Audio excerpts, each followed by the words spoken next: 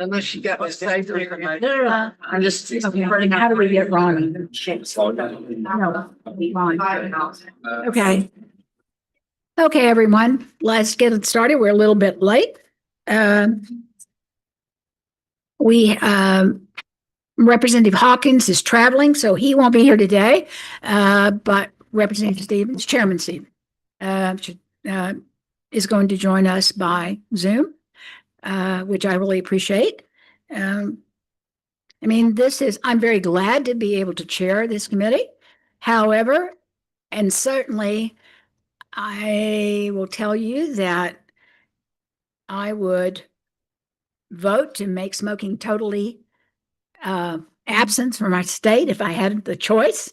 And because I've seen how people suffer as a registered nurse, dying of complications that were caused by smoking and gasping for breath.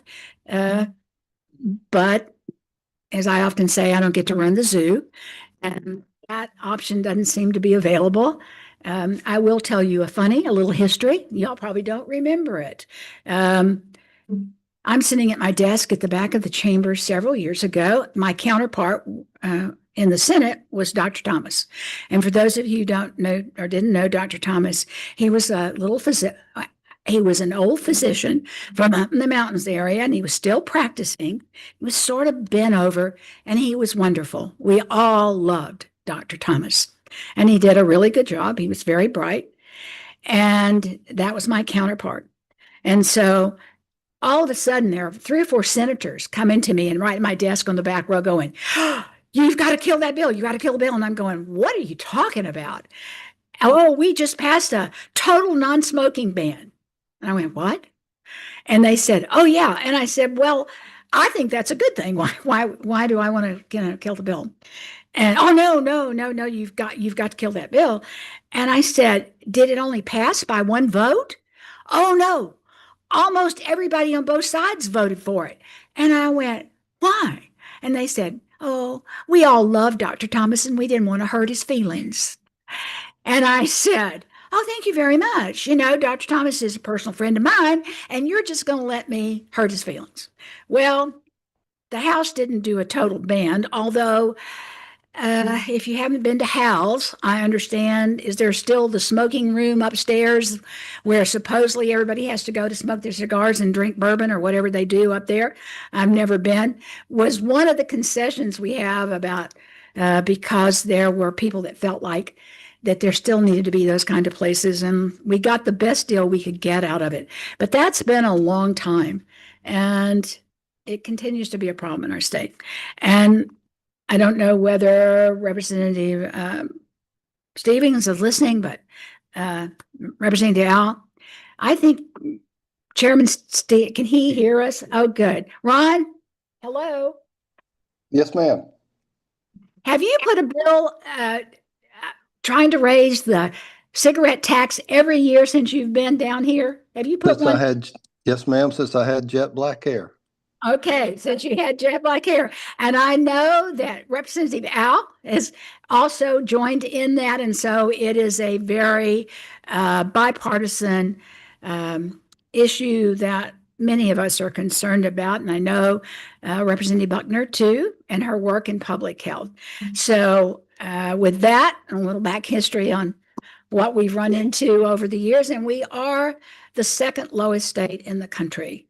And, you know, I kept saying when this first started, do we really produce that much tobacco? Are we a tobacco state? We're not. I mean, because I thought at first that was one of the big holdups, is because we were a big producer. But it's really not on the radar scale almost about what is an important crop for Georgia. So whatever the reasons, here we go. Okay, we have several people that want to speak today. I think I'm going to go around, and if it's okay, I'll sort of move around. Sure, Representative Dow, sure. Really informal. Very informal. Thank you so much, Chair Cooper, and thank you for chairing this really important study committee. Just to frame things briefly before people start talking, the goal, I think, of this study committee is to evaluate the healthcare costs of tobacco smoking in this state. And I think that the reason it's important to do this and for us to have a study committee on this is that obviously these are numbers that exist that we could try to pull together on our own. But it is important to look at this issue both in terms of looking at how much the state is paying for these chronic health burdens that are incurred by tobacco smoking, especially since, as Chair Cooper noted, Georgia does have the second lowest tobacco tax in the nation. And what we've seen in a lot of other states is that when they raise their tobacco tax, actually several times since the last time we've did it, is that it does a couple of things. One is that it, obviously generates revenue as taxes are designed to do. But the more important thing, I think, is that it tends to disincentivize smoking, right? Because we understand that when things cost more, people are somewhat less likely to do them. This effect is more potent for younger smokers in particular, who are more sensitive to price. And also, in doing so, it will decrease some of that chronic health burden that is often largely borne by state dollars. So it's important to look at what those costs are so that we can develop the sort of policy recommendations resultant from taking a good hard look at those numbers for this body to generate its own report, because it obligates us more to look at those recommendations and to hear from experts on this issue. So thank you so much to Chair Cooper for chairing this committee. This is going to be really interesting. And with that, I'll also, would either of the other people on the committee, Representative Stevens, do you want to chime in? Lizzie? Thank you, Madam Chairman. We've had year after year of things not moving anywhere. And of course, if the numbers are $500 million a year in health-related, smoking-related illnesses, then, we really need to do something if we connect the dots. And I started thinking a little bit over the last few weeks. It seems like, there's just no way to get around a tax increase, and that's always seems to be the holdup. But if we do nothing more in this session than move away from sales tax to a total excise tax to designate the amount of revenue coming into healthcare related illnesses as a result of smoking and smoking cessation products, it would have been a huge win. It'll generate more revenue. We would collect the tax as we do for gasoline at the wholesale level, strictly on an excise tax. Should be no sales tax at all. Generate the same number of revenue, but generate more money and more revenue towards the very illnesses that tobacco causes. So that's going to be my suggestion. We consider that as a possibility. Because really I think that's the big word. The big bad word is that it's a tax. If you want to be perfectly honest, I'd like to call it a user fee. If you use, but then, okay, if you're obese, do we tax food? I mean, you get into that kind of thing with a user fee. However, I sure would like to try it one time and see if it really works with really getting people to change even more. And I think there are about 3 or 4 states right now that are not allowing people on food stamps to be able to buy a lot of the sugary drinks and so forth. And of course, there's pushback. That's being mean not to allow them to let kids have sugary drinks and the candies and so forth. But between the effects of smoking, obesity, and Alzheimer's, we're going to break the country if we don't do something. Representative Butler, you want to put 2 cents in? I would like to do that. I'm delighted to be here today and work with all of you on the study committee. My first job, actually, while I was still in college as a health educator, was to work for the American Lung Association. And I worked on the first legislation I worked on was the Clean Indoor Act. I was not an elected official. I was just plain old citizen that came up here and lobbied. And we were really concerned about back then how many people were smoking in public places and the problems that it caused the people around them. But I've also worked with Mr. Lord and others and Representative Stevens on trying to make whatever we call it the income from the people purchasing tobacco products, maybe it's an insurance plan. They pay up front when they buy their cigarettes, and we take care of them later through. Maybe it's just a premium instead of a tax that we're going to ask for, so that we can take care of them when they get sick, because we know that they probably most likely will. But anyway, I appreciate the opportunity to serve. And we certainly will welcome anybody that you can come up with another idea about how we can label it something else and get it through Ways and Means. I'm sure that Representative Stevens would like to try that again. Am I right, Ron? Is there a delay coming to you? I'm sorry, I muted myself. Sorry. Yes, ma'am. No, it's okay. Yeah, I said I'm sure that you would be glad to carry any bill if you can find a way to call it something besides a tax, and you would carry it to Ways and Means and work on getting it through for us. So with that, Yes, ma'am. with people. Okay, let's hear from the associations first. I think I'm gonna, is it Queso? Oh, do you mind? Nope, not starting with you. Are you here okay if we wait to hear the drastic, how much it cost us and all a little later after we've heard from the associations? Is that okay with you? Are you all right to stay? Okay, fine. Thank you. Okay, Andy Lard with the American Cancer Society. Come on up. And just so you'll know, there is a sign-up sheet in front. Later on, if you need to do it in between people, you can sign up if you want to say something. Okay, Andy. Thank you, Madam Chair. Members of the committee, right off the bat, I want to clarify a couple of things. There was a mistake here. I do not represent the American Cancer Society. I do represent the Georgia Society of Clinical Oncology. I do work closely with ACS on a lot of things, and years ago I did work with them in-house. So, but I did want to clarify that for the record. The second thing I wanted to clarify is I am a last-minute pinch hitter today. I had actually secured Dr. Lynn Lechtenfeld, who is a retired oncologist from the Cancer Society, to be here today, but he had a last-minute conflict, so I'm pinch hitting.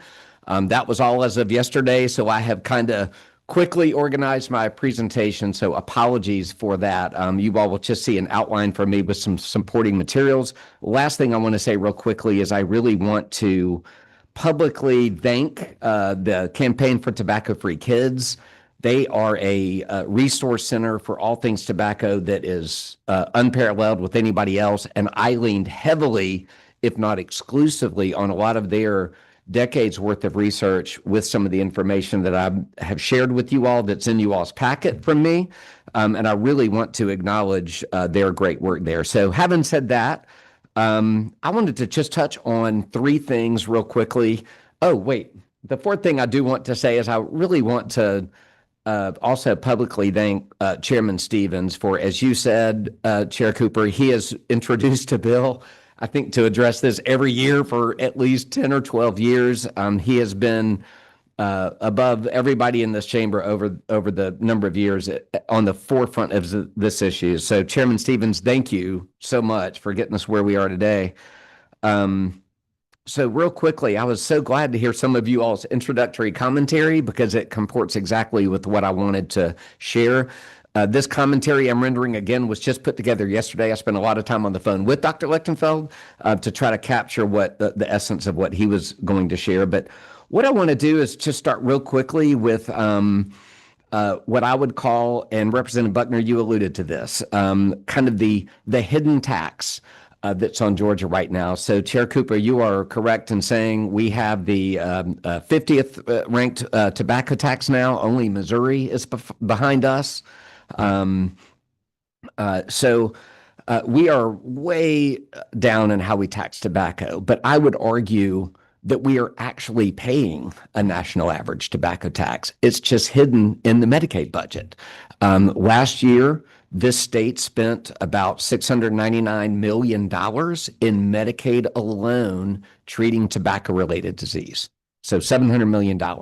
We brought in, via our tobacco tax, a little under 200,000, I think. Danny might correct me on that, but we're right around every year. We're right around 200 million coming in, about 700 million going out. That's obviously a $500 million deficit in our Medicaid budget every year, where we talk frequently in the state about how important it is to run Georgia more like a business. My argument here is you show me a business that's losing $500 million a year on one of their products, and I will show you a business that is not in business. That's not how business works. And if we're going to run Georgia more like a business, we're going to have to do something. As Chairman Stevens also described, we have to do something. There is a $500 million shortfall here.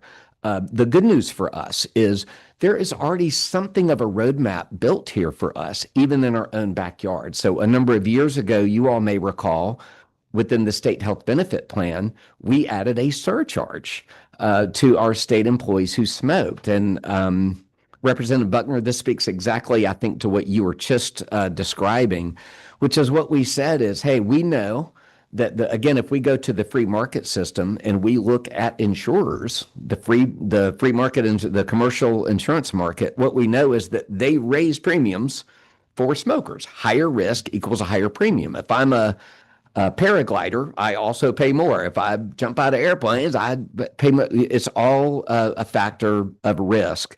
So the private business model already does this. They increase it, as was said, or as Representative Buckner was saying, through a premium increase.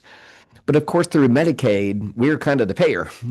We can't really charge ourselves the premium. So the best way for us to address this is to increase the tobacco tax. Now, this is, again, it is the last time we did address the tobacco tax in Georgia was with then first-year Governor Sonny Perdue. So we have, and that was in 2002 that we passed a tax, and we went from 12 cents, which was implemented under Governor Jimmy Carter, and we increased it by 25 cents in 2002. All the way up to 37 cents, which allowed us to soar at the time up to 47th ranking in tobacco tax. So we have a $500 million hole in our Medicaid budget. We have come up with the mechanism to account for this in the state health benefit plan. And I think we now have the opportunity to account for this in our Medicaid plan. So what would this look like? There have been a number of cost estimates done, and they do vary a little bit, understandably. But most of the data will show that for about every penny you would raise the tobacco tax, you would generate about $4 million a year in new revenue to the state. That would be after you accounted for the consumption declines that will come. It would be after you accounted for any cross-border sales, any black market. That fiscal revenue number. And in fact, Senator Huffstetler a number of years ago drafted a fiscal note that said if we took our tobacco tax to the national average at that time, that it would generate $515 million a year in new revenue for Georgia. That's in addition to the $200 million that we already collect. So what would that mean to cover the cost of the deficit between Medicaid and what we're currently bringing in through the tobacco tax? It would mean at least a $1 increase. A $1 increase in our tobacco tax would take us from 37 cents to $1.37 a pack. And it would generate, depending on whose numbers you look at, anywhere from about 400 million to 500 million, somewhere in that range, depending on if you include vaping. There's some variables here, but $4 or $5 million, we could almost entirely close this Medicaid gap by going from 50th ranked all the way up to 32nd ranked. So if we raised it by $1, we would still have the 32nd lowest tobacco tax. Well, will it be okay if I interrupt in it with a question? Yes, of We course. have questions. Did anybody do any kind of a study when we put the increased cost on our state employees? If that had made a lot of people either decrease their smoking or quit smoking. Is there any research on that? If there is, I have not seen it. I heard about That it. is a good question for DCH. I think they would have those numbers. If it wasn't, if it was that effective. disincentive. Yeah. I remember people, I remember some backlash on it vaguely Yeah. when we did it. Yes. I just wonder if, like you think that by going up, it also, I mean, Yeah. because it was money out of their pocket. Yeah. And my understanding is that within the state health benefit plan, that the surcharge is, as of 2024, about $80 per month. So it is consequential. It's almost $1,000 a year. Obviously, the premise there was not only for the health implication and to reduce smoking rates, but also the premise behind that state health benefit plan surcharge was to make sure that those who are non-smokers weren't in effect paying for the increased cost of the health benefit plan that comes with the rating. So if any of us here today, if we just put Blue Cross or United on speakerphone right now, and I were to call them and give them my age, height, weight, zip code, all of the demographics that inform their rating, and I say I'm a non-smoker, and then I call them right back and give them those exact same demographics and say I am a smoker, obviously they charge me more. What the state health benefit plan, I think, did is say, hey, if you use this product, you represent an increased risk, so we're going to charge you more, but not everybody more, not the non-smokers more too. That was one of the, in addition to the health implications, that was one of the premises of that state health benefit plan increase. I think Chairman Stevens referenced this as well. When we talk about this revenue deficit of about $500 million a year, this kind of hidden tax that's in place here in Georgia. Chairman Stevens mentioned some of the other healthcare issues we're dealing with. We have struggling rural hospital systems that may need support. We have some of the lowest Medicaid provider reimbursement rates in the country. We could certainly stand to bolster that to deal with our physician workforce shortage. We've talked a lot in this state about mental health. There's another study committee this year about public health funding and maybe the need to really support our amazing Department of Public Health that we have here in Georgia. We've talked a lot about expediting medical licenses because we have a workforce shortage and a huge backlog of folks waiting to be licensed. So we are looking at $500 million that we're watching walk out the door every year. That is entirely a preventable expenditure that could be reinvested in any of these items and then some. These are just some of the examples. So to Chairman Stevens' point, I think there's a lot better way for us to use this funding. Again, notably, our last time we increased our tobacco tax was 2002, when we went from 12 cents to 37 cents. Importantly, at that time, the average cost of a pack of cigarettes in Georgia, when we last addressed this 23 years ago, was about $3 a pack. I stopped at 3 locations on my way here this morning to just see the cost of cigarettes. And admittedly, these are convenience stores and they are all within about a 2-mile radius of here. So it's a little bit inflated, but the lowest price per pack that I just found was $9.54. And if you go to this BP right up the street from here, you will see it's about $10.50. So when we last passed our tax, a pack of cigarettes cost $3 and the tax was 37 cents. Today, a pack of cigarettes cost about $10 and it's the tax is 37 cents. So we have not even kept up, to say the least, with the inflation of the product. Representative Butler has a question. Yes. And this may need to be a Danny question, but I can't really remember the conversation and the advantages and disadvantages of putting the tax on it wholesale versus retail. But I remember there was an awful lot of conversation and that we all agreed that the wholesale was better. Yeah, the wholesale is certainly a much simpler way. Simpler. It's easier to account for. I think at Department of Revenue, it's easier to track the numbers. And really, at the end of the day, when we're talking about reducing tobacco consumption, at the end of the day, it's probably partially irrelevant where that increase comes from. As you indicated earlier, when the price goes up, consumption goes down. That's economics 101 without regard to what kind of product you're talking about. So price goes up, consumption goes down. That always happens. Whether that came via sales or excise is a little bit secondary, but again, the tracking, the data collection, et cetera, would be much easier if we did this entirely at the excise tax level.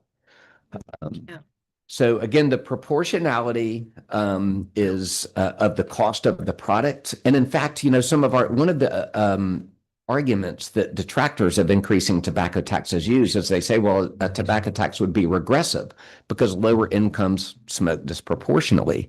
Our argument back is it's not the tax that's regressive. It's the cost of the product. It's gone up to $10 a pack. That's what's regressive. It's the healthcare implications for those low-income smokers that are regressive. It's the healthcare impact that is regressive. It's not the tax. I mean, the price of a pack of cigarettes has about tripled since we last raised it in Georgia. That is what is regressive here. Andy, Representative Al yes. has a question. Thanks, Andy. Quick question with respect to what you talked about, the buried cost within the Medicaid funding, and just pulling back the lens a little bit to the national economic environment that we're looking at in Georgia and across the country. So we're aware that there are some threats to Medicaid funding in specific, probably in the upcoming few years, and we'll see what that ends up looking like, but it's looking unavoidable. So that's something we're planning for. The second thing is that these buried Medicaid costs resultant from the chronic health burden of smoking is actually disproportionately borne, as you noted, by the low-income patient pool. And we know that Medicaid patients smoke at a rate twice as high as that of the private payer population, right? Can you talk a little bit about how adjusting the user's fee for cigarettes could directly and in a very targeted, pinpointed way address these possible funding shortfalls? Yes, absolutely. It's such a great point, Dr. Al. And, right here in my outline, I had a very similar point I wanted to make. So thank you. And that is that, as you indicated, we don't know what's around the next corner with regard to Medicaid funding coming to Georgia, but there is a very strong sense that that our funding there is going to decrease, not increase. That might be the understatement of today. So we are staring down the barrel of potentially very significant cuts to the federal revenue that comes to Georgia via Medicaid. That does create a compound fracture when you already have a preventable $500 million deficit, and now you were to add that, as you said, in the event that the enhanced premium tax credit is not extended, this could cost the state as much as $600 million to fill that gap. When you start putting these numbers together, we start getting into the billions. So again, what we know is if we had a shortfall to fill, the good news about a tobacco tax is that it is enormously predictable revenue. And in fact, any economist will tell you that tobacco tax revenue is more predictable than sales tax revenue, income tax revenue, et cetera. Dozens and dozens of states have increased their tobacco taxes over the years. And in fact, one of the points I wanted to make, which I'm glad you brought this up, is I went back and looked at how many tobacco tax increases there have been in the states since we last raised ours. And the tobacco tax in the 50 states since 2002 have numbered 170. There have been 100. So obviously many states have done this multiple times. And in every single one of these cases where the tobacco tax was increased, consumption went down and revenue went up. So this is a very key point because, again, detractors of tobacco tax increases will argue, well, it's a declining source of revenue. This is their argument. Oh, well, if fewer people smoke, Andy, then how are you going to make more money? Well, the answer to that question, again, is simply when you increase the tobacco tax and you're bringing in more per pack, that more than offsets for the consumption declines. So, for example, if we raised our tobacco tax by $1, to use a round number, we'd go up to $1.37. That would generate about $500 million a year. And we would expect to see a consumption decline in Georgia on the order of, let's say, 15%, but let's round it up to 20. So that would mean that if you were to look at this, if you were to imagine this in the form of a carton, there's 10 packs of cigarettes in a carton. Right now, when Georgia sells a carton of cigarettes at $3.70, we bring in $3.70 of revenue, 37 cents a pack times the 10 packs. If we raise that to $1.37, we would bring in $13.70 per carton, but we would have some declines. So let's say that there was a 20% decline, which is about what we would expect to see. So now go in and pull out 2 packs out of that carton that we are never going to sell because of the increase, but you're still going to sell those other 8 packs at $1.37.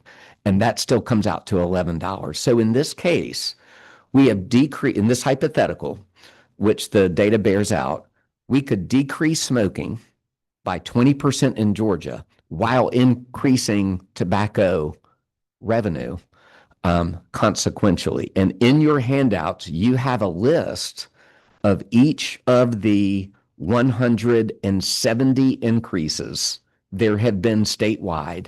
And again, I was trying to recall how many of the states that increased it then had a revenue decline. Oh yeah, 0. It was 0. So the record is 170 increases have resulted in consumption declines and revenue increases. And again, these increases are very predictable. We know that for about every penny we raise it, we're going to get $4 to $5 million per year in new revenue. So if we're looking at a budget hole with the EPTC, for example, and we needed to fill that hole, we could very accurately predict how much we'd have to raise a tobacco tax by to fill that hole. And similarly with rural hospitals, with workforce shortages, anything that we wanted to invest there, it'd be very easy for us to calculate how much we would need to increase our tax in order to produce a certain amount of revenue. And again, we could mostly close our Medicaid gap alone by elevating ourselves to 32nd. So we would not have to be a top 10 state. One other item I included in you all's handouts is a map that shows how every state taxes. And the one thing I want to point out about this map is that if you look at Florida, one of our border states, their taxes about $1.34 a pack, 133.9. Georgia's is 37 cents. The last time that Florida raised theirs, it was by about $1 a pack. And even with that consequential jump, again, our opponents will argue that if we raise it by too much, folks will go to a different state to get their tobacco, or there will be all this black market. Well, Florida jumped their rate by $1 a pack a number of years ago. I think it was 2009. We did not see any impact from cross-border sales. And in fact, if you look under the chart on the second page at Florida, they raised theirs by exactly $1 a pack in 2009. They saw a 27% decrease in pack sales. And in spite of that 27% decrease in tobacco sales, they still generated $828 million per year in new revenue. So they cut smoking and dramatically increased by almost $1 billion their tobacco. So we have the same opportunity in Georgia. If we raised our tobacco tax by $1, we would be right there with Florida. We'd be right there with Florida, and we believe we would generate about $500 million. Okay. Thank you very much. Ron, do you have any questions? Oh, you jumped off. Okay. All right. Okay. Well, thank you very much for that. Thank you. You did a good job at the last minute. Okay, let's go with Dana Thompson with the American Lung Association.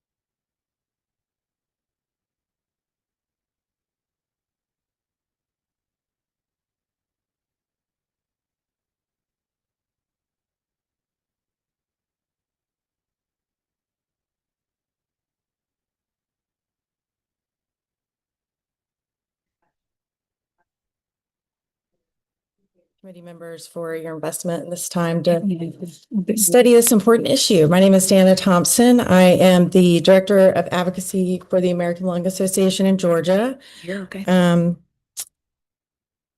The American Lung Association is the oldest voluntary public health association in the United States. working to save lives by improving lung health and preventing lung disease through research, education, and advocacy. Smoking is the #1 cause of preventable disease and death worldwide. In the United States, more than 490 deaths are attributed to cigarette smoking and exposure to secondhand smoke.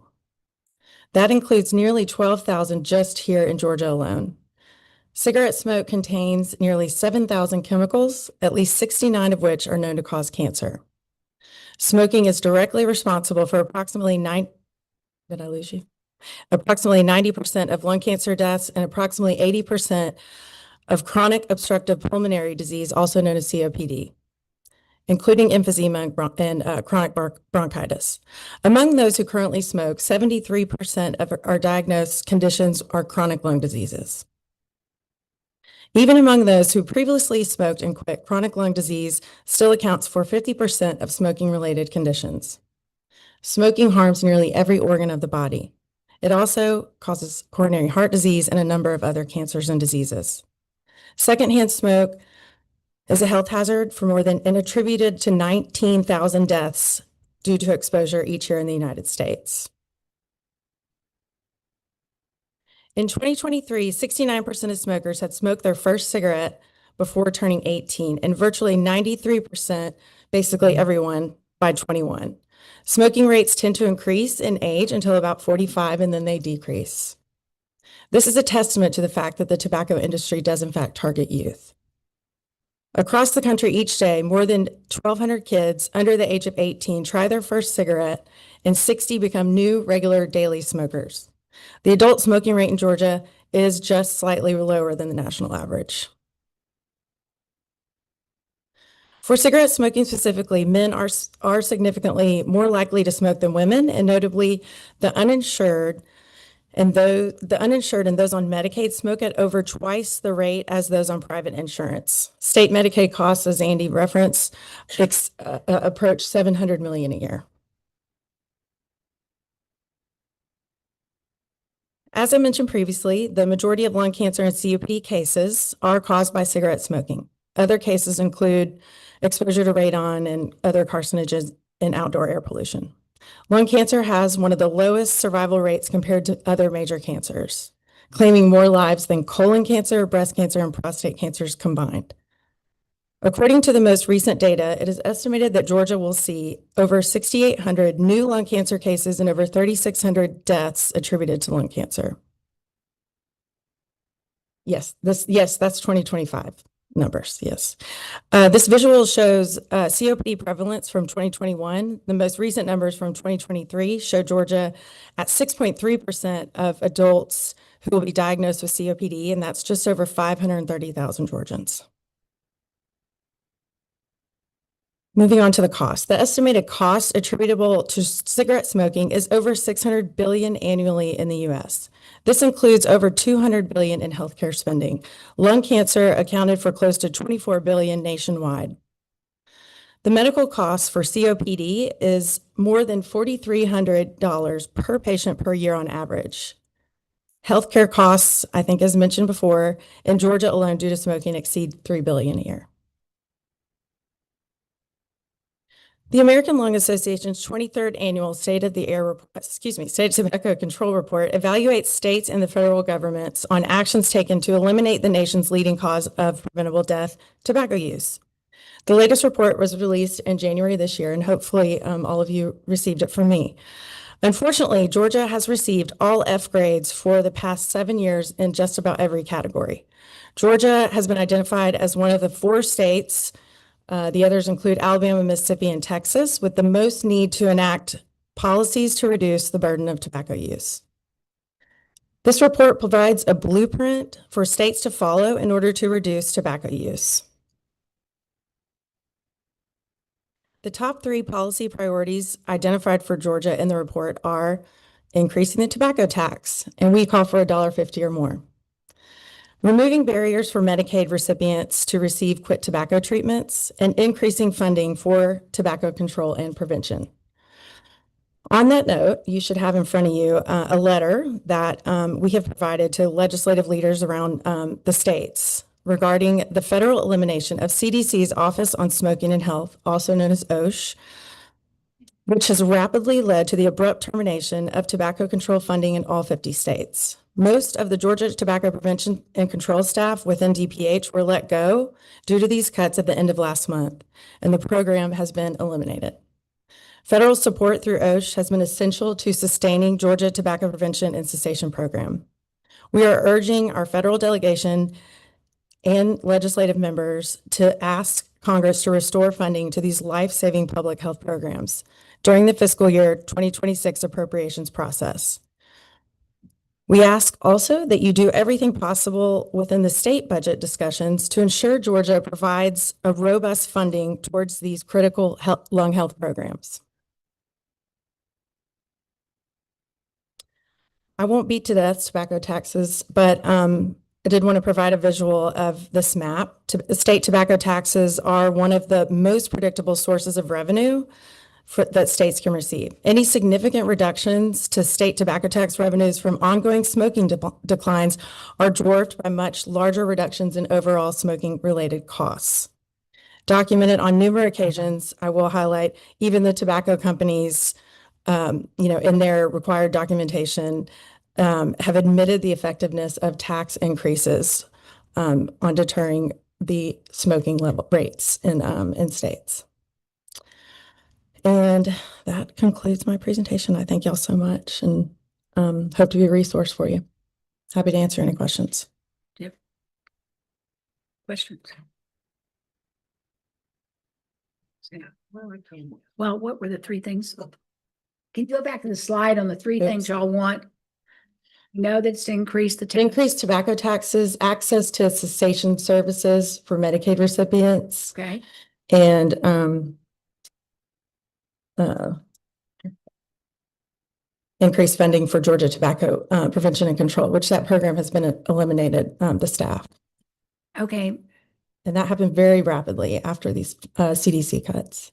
Right now, though, we do not let Medicaid patients. We do. They're just barriers. There are co-pays and there are other, we had a bill this last session. It did pass the House, and we are hoping that it'll be taken up in the Senate this next session. Do you remember who carried it? Scott Hilton, Representative Hilton carried the bill. Pardon? Representative Hilton carried the bill. Okay, and what does it do? To just So it removes barriers for Medicaid recipients. So eliminating co-pays, it kind of codifies where any treatment approved by the FDA will be provided. And let's see, a number of other, there's a few other things. Georgia actually rates decent in this category, but there are other measures that could be taken to remove those barriers because we know the Medicaid population smokes at a much higher rate. So. what other barriers are there? So the copay is the Main one. right, and codifying that all FDA approved treatments would be included. So the CMOs kind of have a rule book to follow because they kind of they're not consistent amongst one another in what cessation services are provided. There is also a medication that is included that I think is in that bill as well. I haven't looked at the bill in a minute, so. Okay, that there is the possibility of a medication that helps with. There are 7 FDA-approved medications right now. Okay, and there's a question on whether our Medicaid patients can have it. Right, because we're a little inconsistent amongst our CMOs on what's available to them and what copays. The copays vary. Some of them don't have a copay, some of them do, and it varies. So this would eliminate the copay and keep it more consistent. So we're talking about Georgia's poorest population, so that copay can be a barrier. Okay. For sure. I'm going to show my lack of knowledge about Medicaid. We have patients on Medicaid and they have copays. They're on straight Medicaid. Not on straight Medicaid. This is amongst the through the CMOs. So I don't recall if straight Medicaid does have a copay. But yeah, it can be 50 cents up to, I think we have, a little over $1. So it's a minimal copay, but for these families that can be, a barrier. So. Okay. And with programs that have been approved have, Yes, group I- counseling and individual counseling would be available also. I mean, is Consistent. there research on all the programs that they've said are okay to show which ones are the most effective in working? I don't know that we have research that says one is more effective than the other, but we do know that these FDA medications as, a whole, being in the toolbox for a physician to be able to provide to a patient are proven to help people quit. Group counseling, individual counseling is also part of that. Okay. I think on some programs, haven't we limited it, at least looked at them and at least provided some alternatives with maybe not all? For cessation? Well, or some other things in general, like there might be 10 medications. Well, I don't know whether they're paying for the weight loss drugs now or not, but you might not have the whole approval, but you could be on one of three or something. I think we've done that before, haven't we? Yes, I think so too.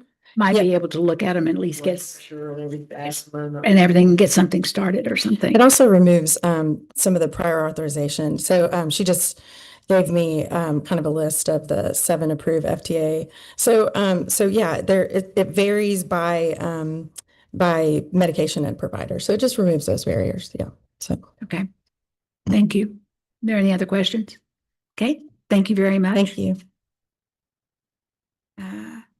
Laura? What? Bracy? With the American Heart Association. Huh? What?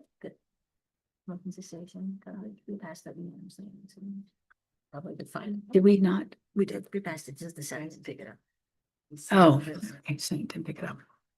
They probably all smoke. And before you start, I have a question that came up to me, and here's just, this has not been an area that I've delved into lately. When we talk about smoking, are we talking about just cigarettes and the addiction to them? Or are we talking about cigars and, whatever they chew? Are all those considered separate? Pardon? I think that Specifically smoking of cigarettes. Okay, when the budget committee, when you talk to us, is it going to be just about cigarettes? so if I could just speak to, yes. We're one of the few states where they don't Yeah. tax like cigars, Okay, I thought it, which also can cause lung issues, heart issues, I was going to say, mouth cancers. right, and so can the chewing tobacco and Mhm. all. Well, if I could just speak just generally about the study committee, I think specifically was designed to look at cigarette smoking in particular because it is the most commonly used form of tobacco, but also in terms of the health risks that are incurred, they're slightly different because, I don't smoke cigars or cigarettes, but my understanding is cigars aren't as deeply inhaled, so they have a differential effect health-wise. Same thing with chewing tobacco that can cause a lot of oral cancers and Yeah. things like that, but just the health effects are different. Whereas We're going cigarette into- smoking effects are much more pervasive. That's why we see all the vascular So issues. it's easier to do it. Okay. Yeah, thank it's you. also more common to smoke. Good morning. I'm Laura Bracy, the Government Relations Director for the American Heart Association. Thank you for giving us the opportunity to talk about this topic. One that, as you've heard and you will hear, leads to preventable deaths for our residents and costs our state millions every single year. Every year, bills are passed and praised because they are good for our Georgia economy, businesses, and hardworking Georgians. I'm going to talk about what is most important to the American Heart Association, which is the heart health of our communities. But I'm going to show why addressing the number one cause of preventable death is good for our economy as well as our people. Georgia's smoking rates for adults in 2022 was just slightly above 12%, which is a little lower than the national average.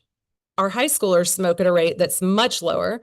And while this feels like something we should celebrate, we know that high schoolers are using e-cigarettes at much greater rates, and we will discuss that at a later time.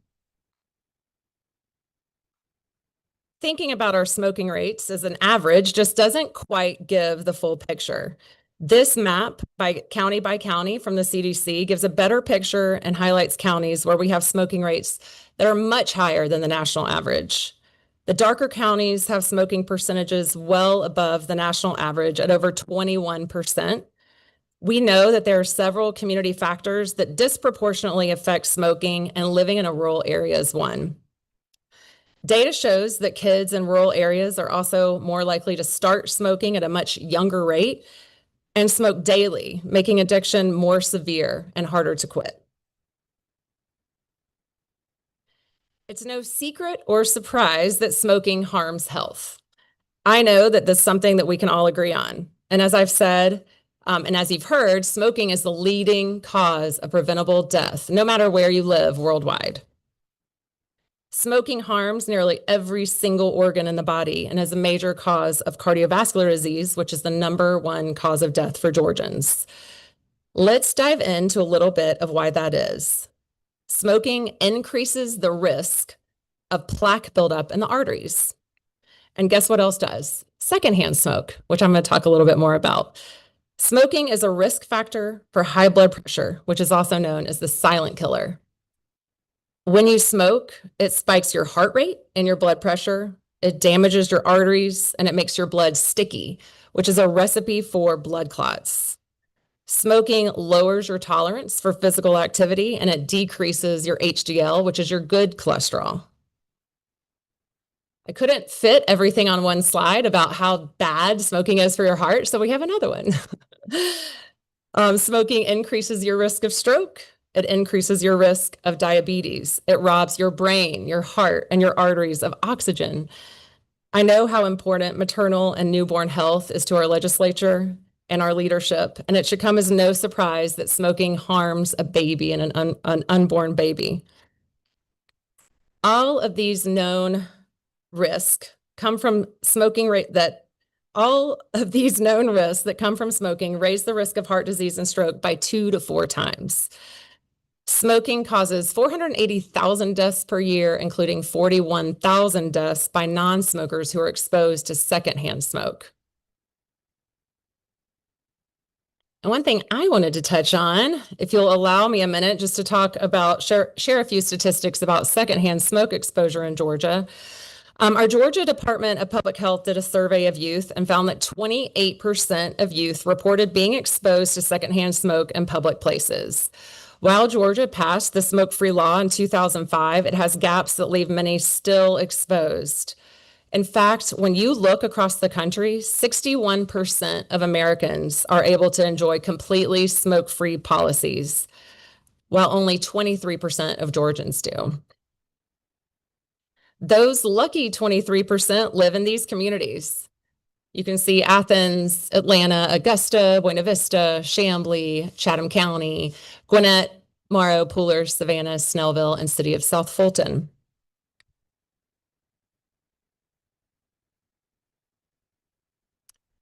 All right, now back to the economics of all of this. Let's take a minute just to talk about tobacco and money. Danny, I'm sure you're probably getting a little more into this, but I wanted to start with what our state receives. I know many of you are familiar with the Master Settlement Agreement because our state gets millions from it every single year. The Master Settlement Agreement was a 1998 lawsuit between 46 states and 4 tobacco companies where states were seeking to recover costs associated with treating tobacco-related illnesses. This number changes every single year, but most recently we received $148 million that went mainly to Medicaid, public health, and to adult development disability waivers. In addition to the Master Settlement Agreement, in 2022, Georgia was one of 34 states and territories to reach a settlement with Juul for the marketing practices they use to target minors. In this settlement, Georgia will receive $19.8 million over the course of 10 years, and that is directed to the Attorney General's office.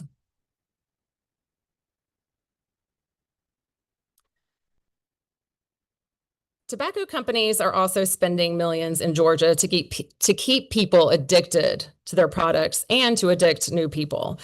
The latest number from the Campaign for Tobacco-Free Kids Toll of Tobacco show that the tobacco companies in Georgia spent $345 million a year on marketing in Georgia. Tobacco users, you've heard some of these numbers, but they carry a heavy price tag. And instead of diving into many of these, I think the one thing I really want to point out is that $914 per household. We are all paying for tobacco users. The household burden of the tax burden for households is $914 to cover smoking caused expenditures. So we're all already paying. The other number that I wanted to talk about is the cost of secondhand smoke. While I couldn't find a specific Georgia number, there is a cost of secondhand smoke, and the American Cancer Society found that there's a $5.6 billion direct medical cost and a $6 billion indirect medical cost that's associated with secondhand smoke. Dana talked a little bit about this, but I did want to talk on some of the changes that are happening. Recently the Office of Smoking and Health was completely eliminated. There have been reductions in the FDA's workforce for the Center for Tobacco Products. Or surveillance systems that we've relied on have an uncertain future, like behavioral risk survey. The National Youth Tobacco Survey research funding is in question, grants have been eliminated, and cessation resources have been eliminated.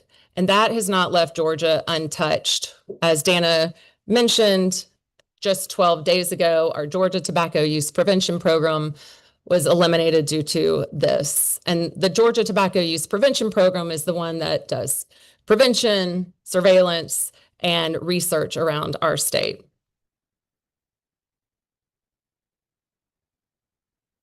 All right, so we've talked a lot about like depressing things, right? So let's talk about some solutions to end some of this depression.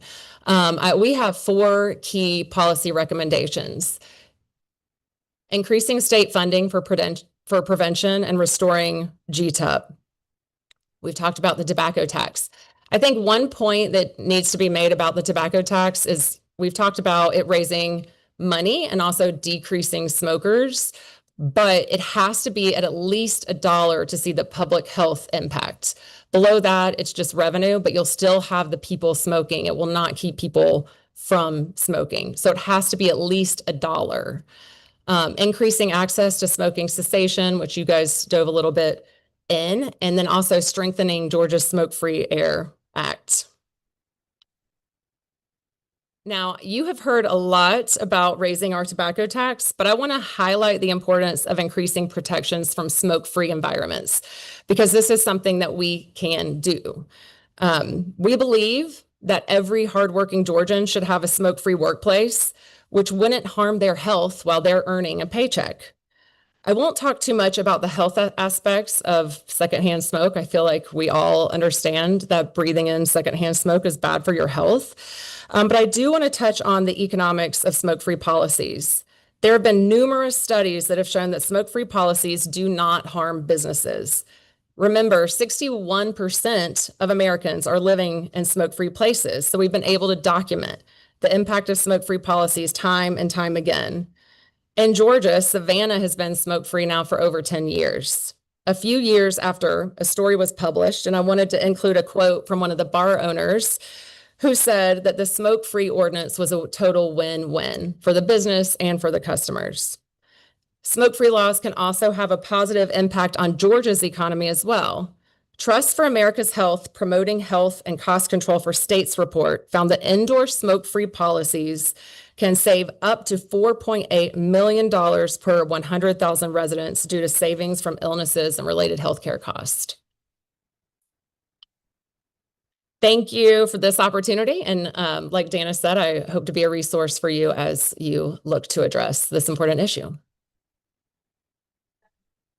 Well, and hasn't been my main issue since we passed the bill, and I've increased it. I was one of the Republicans that voted for it to increase it. Now I've lost my train of thought. Okay, hang on just a minute. What does our act do am I to understand from what you said, it does not cover the work environment? Is that, what does it cover? Because I don't remember what In a minute. it's been a minute. So the Smoke-Free Air Act has several exemptions. It's exempts if it's a 21 and up establishment. Okay. It also exempts, so that would include bars, restaurants that allow only 21 and up. There's actually, if you look at our 2005 law, there's an exemption for private healthcare rooms, Yeah. private and semi-private healthcare rooms.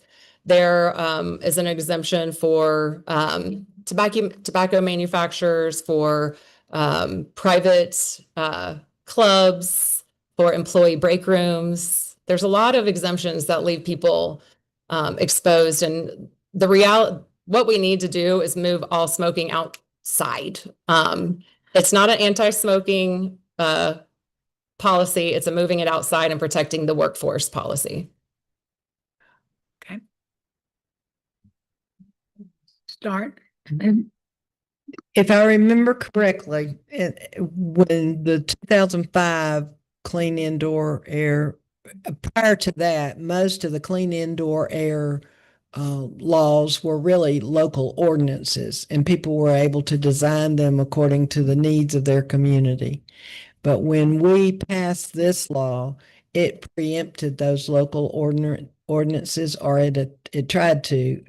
I can't remember if it did or it tried to, and we pulled that out.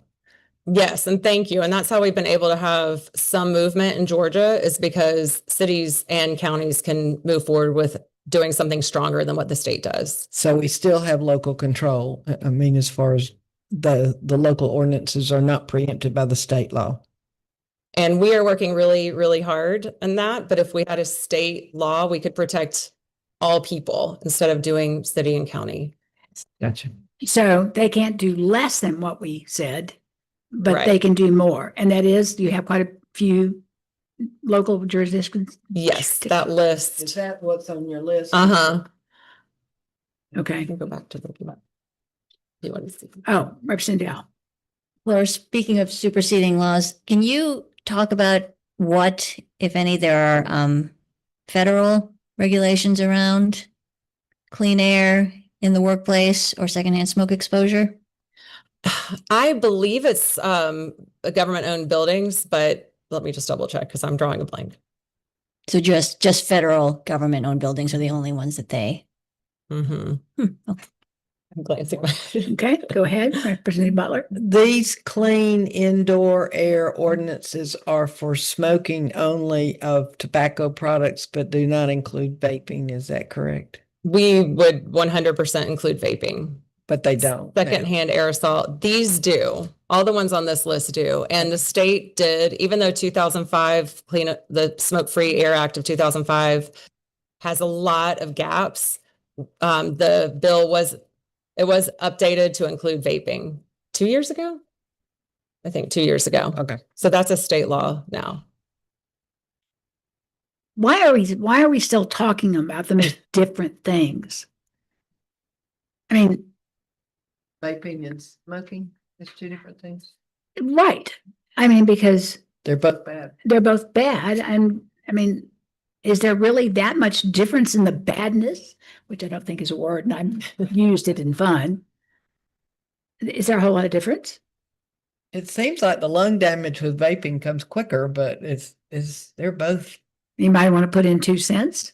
Well, I think the mechanism might be slightly different in terms of cigarettes being incinerated versus the vapor components. But what would be great for this study committee, since we're really taking a deep dive into these issues, is that we could have maybe the second day that we Yes. meet to talk all about the specific vaping related healthcare costs, because that is a newer modality and it is more targeting younger People. smokers. So that's a different, conversation. Yeah, we'll I have. So think that would it's be, I would love to have that Sounds good to us. under the hood.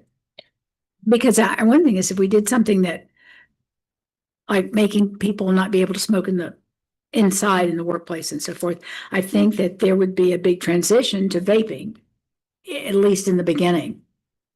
Right. And vaping, there should be parity between e-cigarettes and cigarettes because it's just as bad. And secondhand aerosol, people don't think it is dangerous, but it is. Right. Okay, I think that's, we've found something to go an avenue that needs to be done and just use them and talk about both of them, but. I'll note that there's also a separate bill that deals specifically with vaping tax, which also has some of the same issues of not having been modernized fully. It's taxed in a slightly different way because it's taxed by volume, but that's a conversation we can have related to that also. That's HB 84. All right, thank you. The nice thing about the legislature, we don't all have to be experts on everything. And we can rely on people like Representative Stevens and Representative Al to, who is their major issue. We have so many when it comes to the health bill.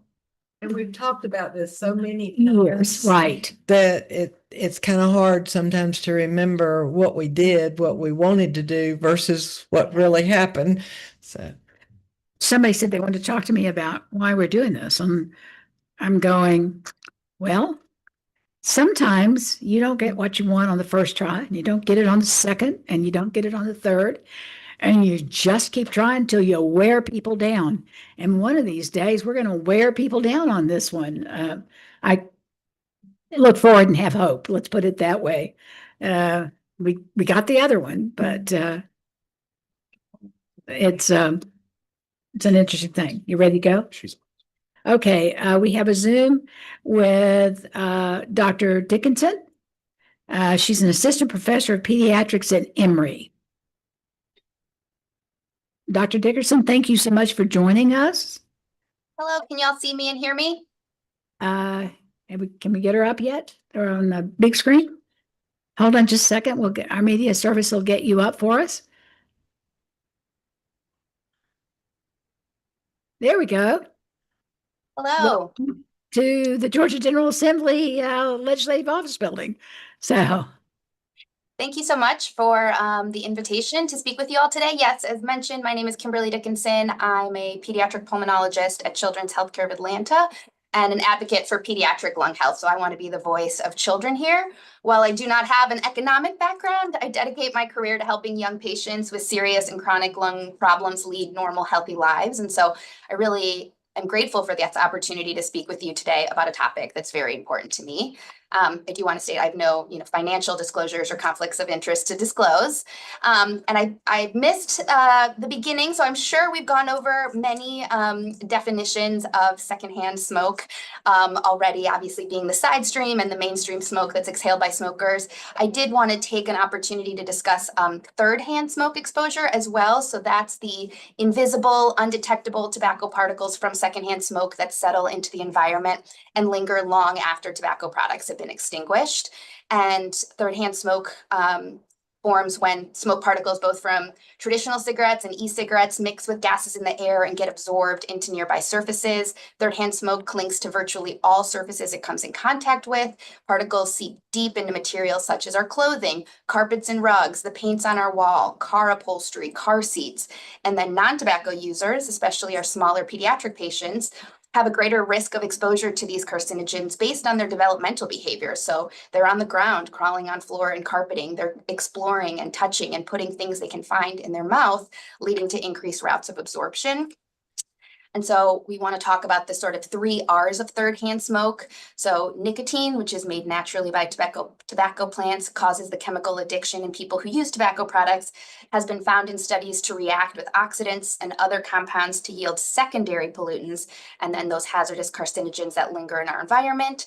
As I mentioned, it remains on our clothes, which is really important to remind caregivers who restrict their smoking to the outdoors because they're making an effort, but sort of understanding that that smoke lingers and can be brought into indoor spaces, our furniture and our cars, where it can be continuously inhaled, absorbed, or ingested. And then it remits. So chemicals in secondhand smoke undergo an aging process, which changes their chemical structure, allowing them to continuously react with nicotine and be readmitted back into the air known in a process known as off-gassing. So it's really important to highlight that the effects of smoking secondhand smoke exposure last long after the smoke is cleared. And many of the effects that we attribute to secondhand smoking may also be related to inhalation of this third-hand smoke. I think we've probably shared, many different statistics around deaths related to secondhand exposure, but they're much higher than we would want them to be. There's many more chemicals than we should be exposed to that are included in tobacco smoke, and over 70 of those are known to be human carcinogens. And because of that mix of dangerous compounds found in tobacco smoke, there really is no safe level of exposure to secondhand smoke. And so people who do not smoke but are exposed to secondhand smoke, even for a short time, can suffer harmful health effects. Amongst adults, we know that even brief exposure to secondhand smoke can damage your body cells that sets lung cancer in motion. But it's really important to note, especially in the case of children, that the longer the duration and the higher the level of exposure, the greater the risk of developing sequelae of secondhand smoke exposure, including lung cancer. So children have the potential for a lifetime of exposure even before they ever make the decisions for themselves to start smoking. And secondhand smoke affects the entire human life cycle with both short and long-term health impacts. So the physical effects of a smoking parent begin in the womb. Maternal tobacco use is associated with miscarriage, stillborn delivery, preterm delivery, reduction in birth weight, and after delivery, children whose mothers smoked during pregnancy are at a higher risk of sudden infant death syndrome. And rates of sudden infant death syndrome in Georgia specifically had been decreasing in 2018 and 2019 and have risen to the highest levels in the most recent data I was able to find in 2022. Secondhand smoke causes preventable morbidity. So we know it's associated with wheezing illnesses, the likelihood of developing asthma. It increases the number and severity of asthma exacerbations. It increases the rates and severity of respiratory viral infections due to immature immune system. And it's especially harmful to lung development, setting up children for impaired lung disease as adults. It's also associated with increased morbidity from pneumonia, otitis media or ear infections, chronic cough, and is associated with hospitalizations for sickle cell disease crisis. Many of these which could have been avoided if there was not secondhand smoke exposure. I'm also a cystic fibrosis or CF clinician and scientist, and it's well known that secondhand smoke is associated with worse pulmonary function in patients with chronic lung disease. And research shows that exposure to secondhand smoke decreases the efficacy of certain medications that have been transformative in preventing exacerbations, hospitalizations, and mortality amongst our pediatric and adult patients with CF. So some of these medications have led to significant health improvements, and they're not working or they're not working effectively, or they're even rendered ineffective by secondhand smoke exposure. Another major concern is the intergenerational transmission of smoking behavior. So not only is prenatal exposure to nicotine associated with increased risk of SIDS, like I previously mentioned, or sudden infant death syndrome, secondhand smoke exposure is also associated with increased likelihood that offspring will start smoking earlier than their peers and are more likely to become addicted to nicotine. Adolescents who live with smokers are almost 2 times more likely to start smoking and become addicted to tobacco, and are twice as likely to miss more than 6 days of school per year. So secondhand smoke exposure has a significant impact on health and morbidity, but also a significant impact on our patients' parents. So there's increased rates of school and work absenteeism associated as sequelae of secondhand smoke exposure. And where are our children here in Georgia exposed? Well, most children are exposed to secondhand smoke in their homes. There's different statistics, but one that I found that up to 75% of households contain one adult who smokes. And that leads to up to 23 million children in our nation who have tobacco exposure. And people are more likely to be exposed to secondhand smoke if they live in multi-unit housing that is not tobacco or smoke-free. So making homes and cars smoke and tobacco-free zones is one of the most important things I stress to my patients because of the impact of their health on their own health, the health of their children, their neighbors, and their community. But it's also important that children breathe clean air outside their homes. And that is why legislation prohibits smoking in workplaces, including private residences that are used as licensed daycares, as well as private vehicles that are used for public transportation of children, is so important.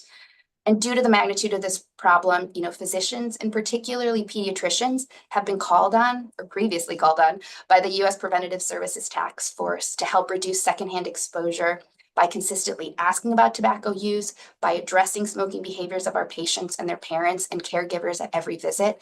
And studies show that parents are receptive to their healthcare providers talking to them about smoking, about their smoking, and also advocating for smoking cessation counseling and nicotine dependence treatment.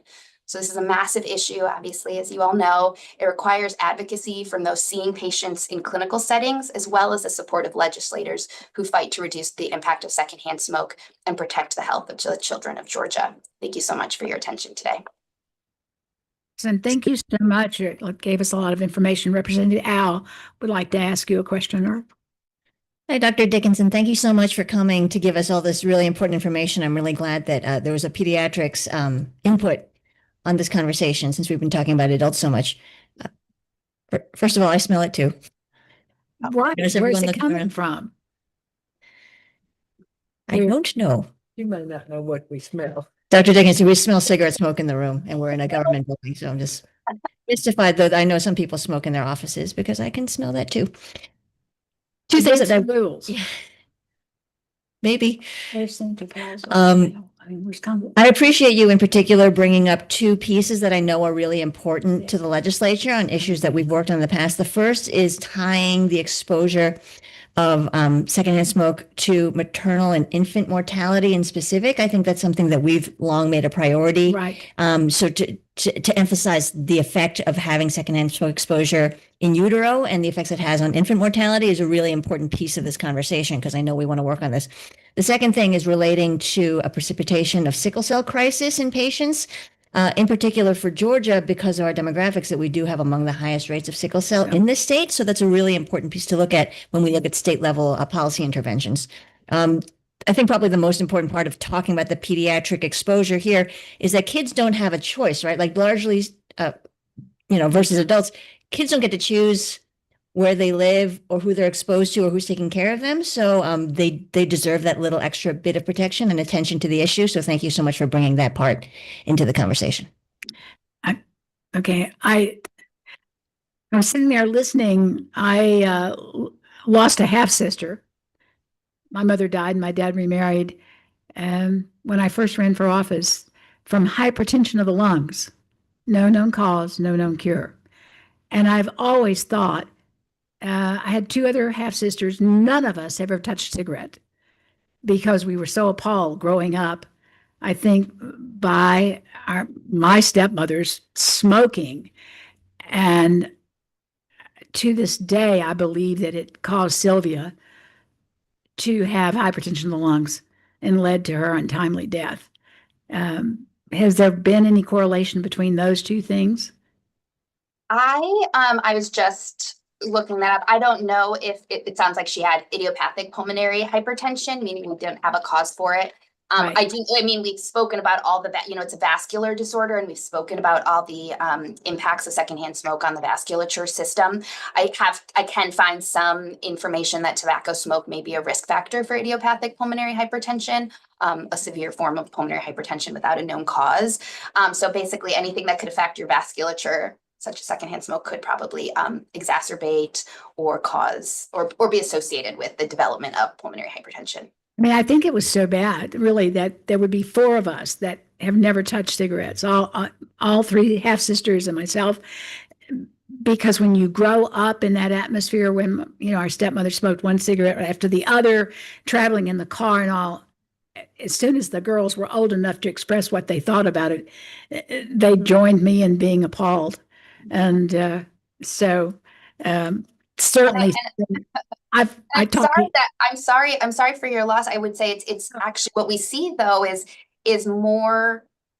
actually that intergenerational transmission of smoking, actually, that seeing your parents smoke and being exposed to that early on, again, before you have the choice, before you make the decision, there's actually higher rates of children picking up smoking. So you'd think it might go in the opposite extreme, but we actually see more children whose parents smoking themselves. And so that's why we try to do that gentle education, both for our parents, but also for our patients, but for our parents to hear that counseling as well, with the hope that the more often we address it, that it might resonate with them a little bit more. Well, and I'm also with Representative Al, because all the work on maternal deaths and all, I don't remember and even from the maternal mortality committee, it ever being discussed in front of me, and they may have been in when they get together anyway, about smoking. I don't think it's been brought up at all to see if the nurse extractors, when they go out, even look to find out if the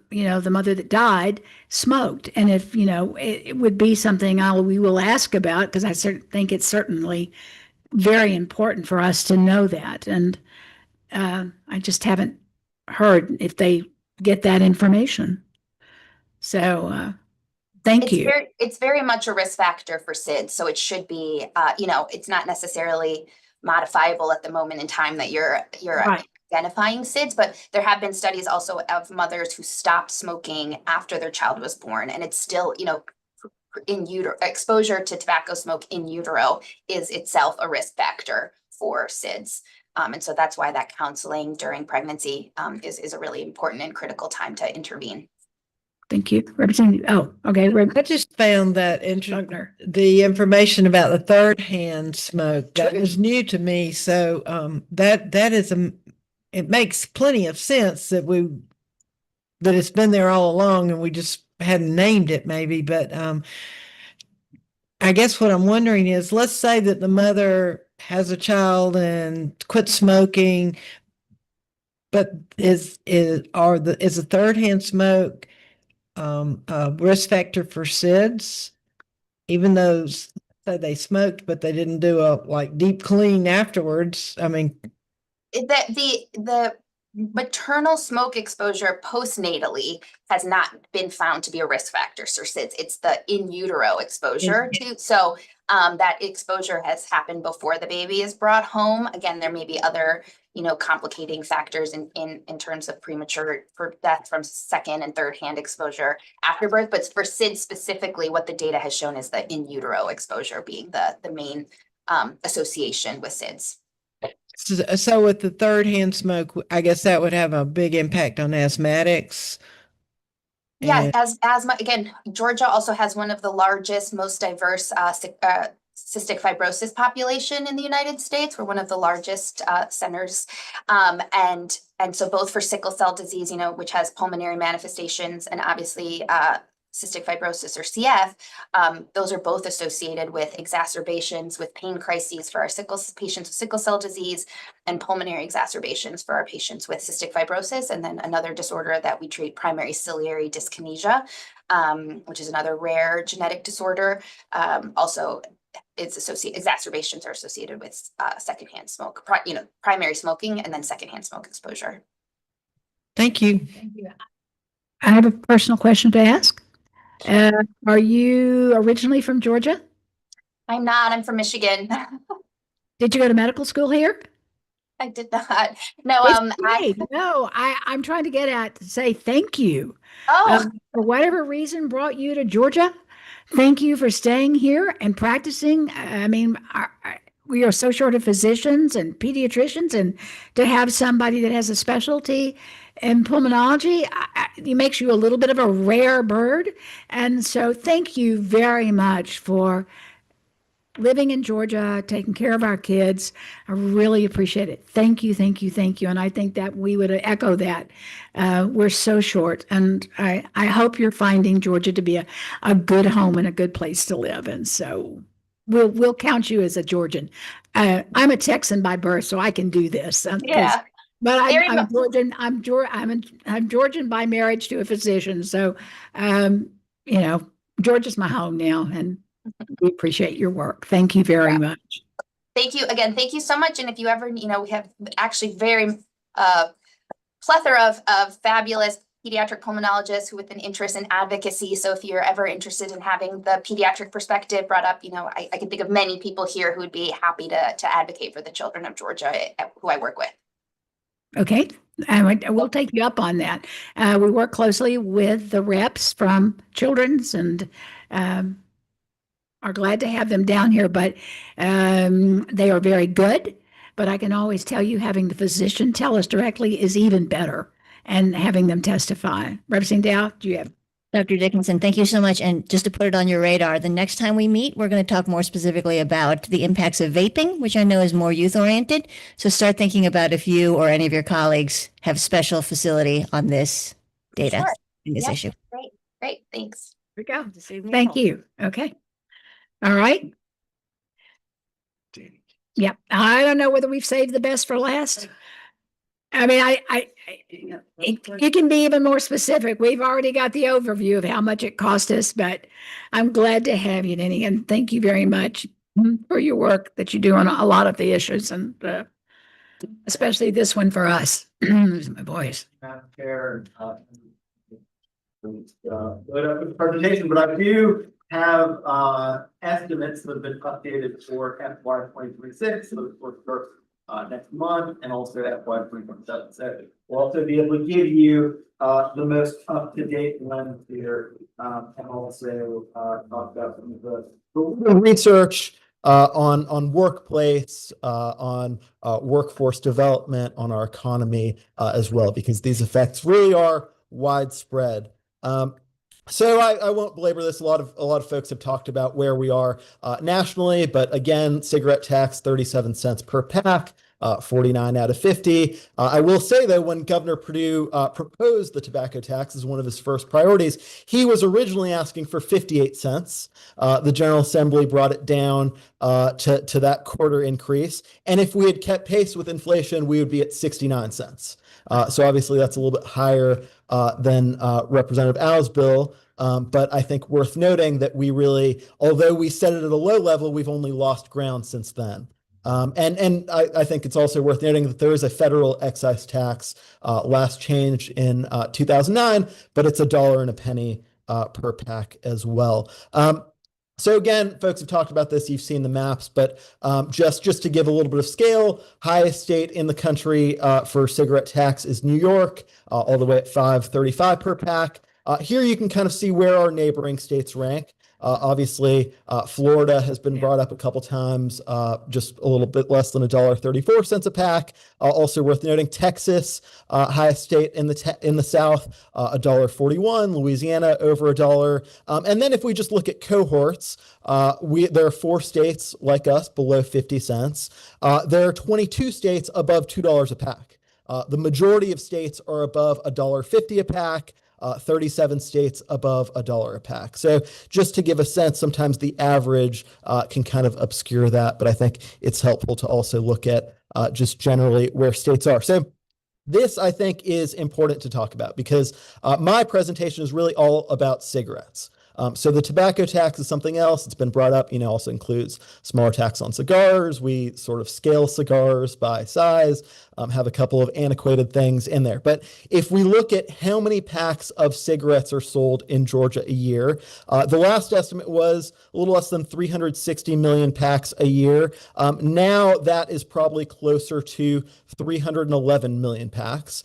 And so from cigarettes alone, in the next fiscal year, we're projected to raise just $115 million, which is really, really low. And so we have about 1 million smokers in Georgia. On average, they're smoking about 16 cigarettes a day. So a little bit less than a pack. A pack is 20 cigarettes. And so when we talk about the Medicaid cost, overall in 2026, Georgia is going to spend about $16.8 billion in Medicaid when we look at state and federal spending. So of that, about 16% can be directly attributed to the cost of smoking. So that puts us about $2.7 billion that we can directly attribute to cigarette smoking in terms of Medicaid healthcare costs alone. So that is the whole share.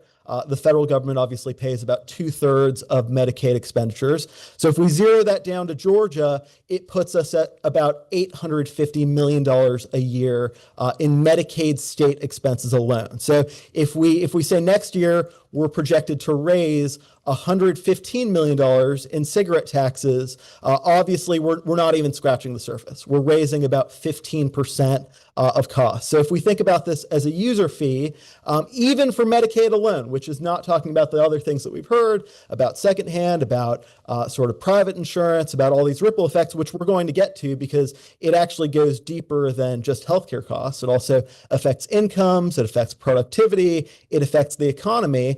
But just Medicaid alone, we're not covering 15% of the cost with what we're raising in cigarette taxes. So I think it's important to look at that number. The overall tobacco tax is a bit north of $200 million a year.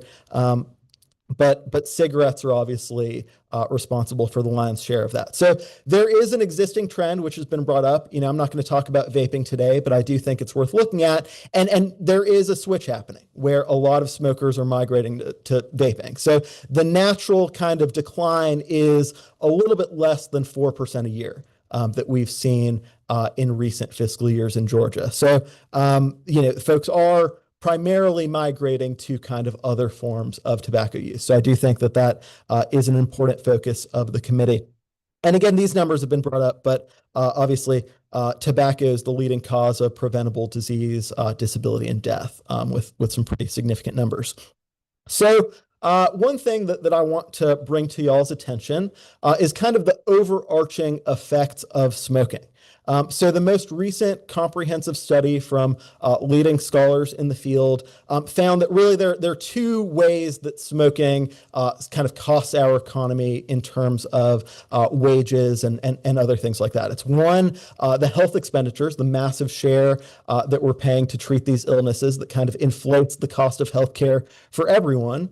And two is the productivity losses due to death, premature disease, and kind of these other ripple effects. So actually, in Georgia, per capita, smoking reduces incomes by a little bit over $1,000 a year.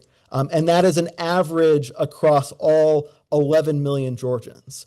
So if we look at our economy as a whole, those studies have found it's about $11 billion that we're seeing as a hit because of those causes from smoking that are rippling across the economy. And so just nationally, if we look at this, it's a little over 4% of the GDP, which is a relatively big share.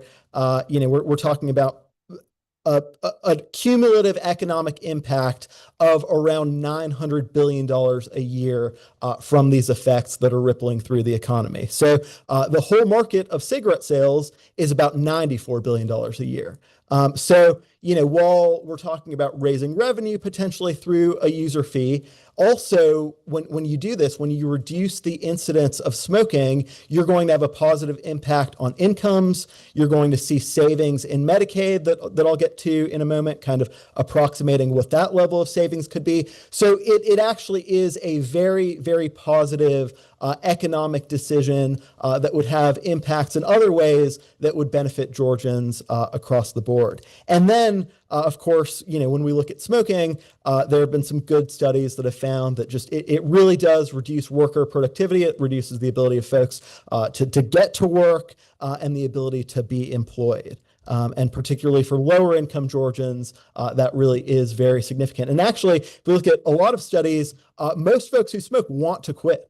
They just struggle to do that. So, if you think that it's going to be politically unpopular, that's not necessarily the case. And when we look at public polling, often you have at least 2/3 of Georgians who have expressed an interest in seeing the tobacco tax go up, including a lot of smokers. So there's a good recent study that looked at the federal workforce and looked at, okay, if we could drive a 5 percentage point drop in smoking levels, what would that do and what would that mean for kind of spending and other kind of cost savings? And so what they found is, first of all, in the health impacts, for every 10,000 employees, if we can cut down smoking rates by 5%, we would see about 6 fewer hospitalizations for heart disease, about 4 fewer hospitalizations per 10,000 for stroke, and about 3 fewer deaths. And so obviously when we apply those numbers out statewide, they become much larger and really significant. And then just in terms of costs, per employee on average, we could reduce healthcare medical costs by about $30, productivity costs by about $59, and absenteeism costs by about $170. So this really is, kind of trying to get at smoking with an appropriate user fee, and some of these other measures, again, could have really positive ripple effects for our employers, our private sector, our government, and really is more than just kind of what meets the eye. So, when we look at these fiscal notes and we look at, okay, what is the effect of lifting the tobacco tax? There's a pretty big range, but basically what they find is that for every 1% increase in the retail price of cigarettes, which in Georgia, I mean, Andy's numbers are really actually pretty dead on, where the average pack of cigarettes is about $9.50. In the state, statewide. So for every 1% increase in that, which is, like 10 cents, we would expect to see between 0.3 and 0.9% less smoking. So it's not quite a one-to-one, but somewhere in that neighborhood. So if we saw $1, for example, we might expect the smoking rate to decrease by about 10%. So potentially 100,000 folks could give up smoking, which again would be really positive. And when we look at Medicaid, the best numbers that we have is that the incidence of smoking are about 1.8 times what they are among the general population, looking at adults. So again, the Medicaid savings are likely to be even greater. So some policy recommendations and kind of what is already our federal policy. The U.S. Department of Health and Human Services has a Healthy People 2030 goal that they've been working on for some time to try to reduce the national smoking rate down to 6%. So they've set that 5 percentage point goal from 11%. I would suggest that y'all think about something similar, setting a target. Right now in Georgia, we're at about 12% of the adult population. Some estimates are a little bit higher, closer to 12.5%.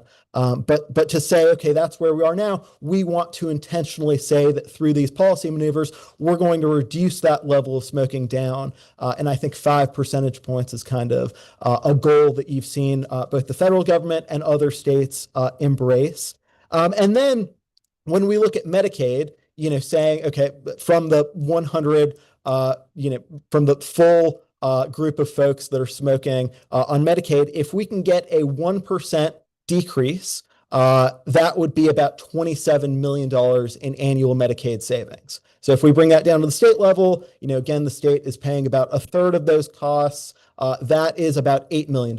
So in addition to these revenue effects from those who continue to smoke, you're also going to see cost savings decreasing what we're spending in Medicaid. And those are going to grow over time. The studies that in the field suggest that you'll see immediate impacts in the following year, but that the healthcare cost savings are only going to be amplified over time as folks get further away from smoking.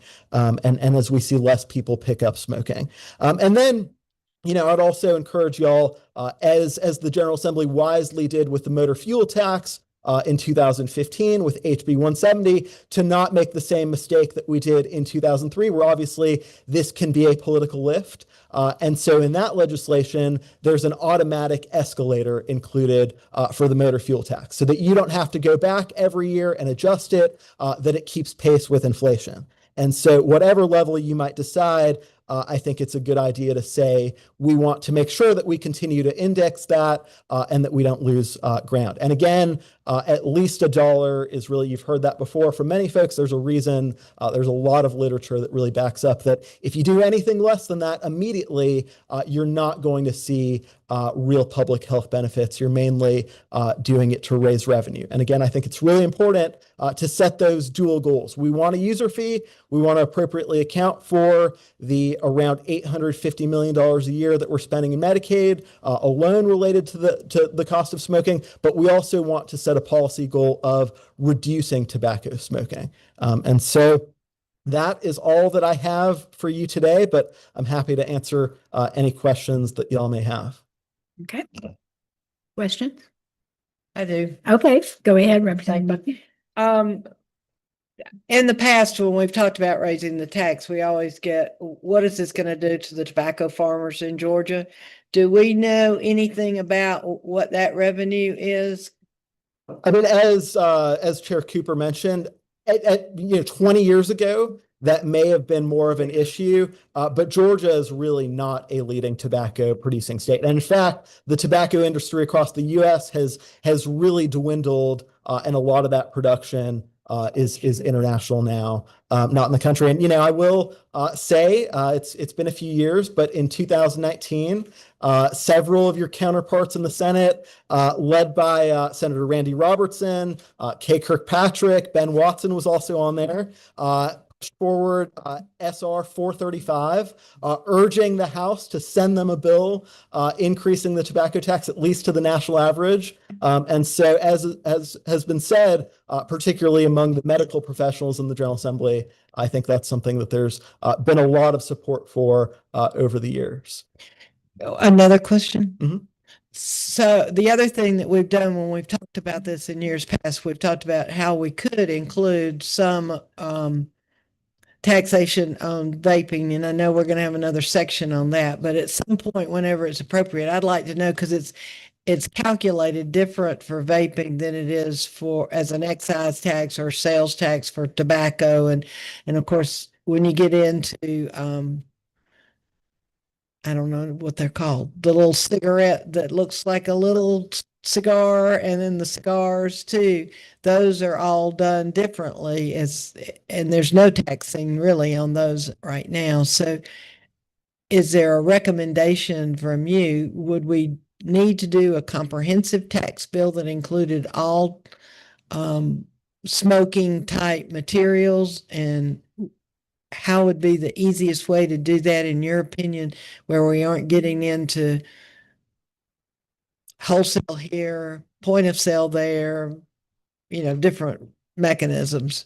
Yeah, absolutely. I mean, as has been suggested by some of the health advocates, parity is a good idea. I mean, we do have a really bifurcated, kind of antiquated system. And I think, those of you who might remember the debate in 2003, that was intentional because there are more cigar smokers in the General Assembly that kind of dug in on that. That's why we have probably a much lower tax on cigars than we have on other products. Vaping was dealt with more recently, but when that debate played out, the idea was to try to approximate the wholesale rate to what we are charging on cigarettes, which is, obviously taking a really low level and then trying to apply this wholesale percentage based on volume to vaping products as well. So, I mean, I do think that it is worth kind of trying to tackle all these things. I mean, I'm glad to hear that the committee is interested in dedicating time. This really today for me was based on cigarettes, because we do find that cigarettes are the leading contributor to these health problems. They're also kind of the most prevalent. So if you're going to choose something to focus on, I do think it's a good idea to lead with cigarettes, but also if it's possible, it would be a good idea to modernize the system as a whole, and then to say, we're going to take this action and we're going to adjust it to inflation so that we don't lose ground again. But yeah, we do have a lot of holes in our tax code right now that are not necessarily accidental. Since it takes so much political will, it would be good to fix everything we can while we can.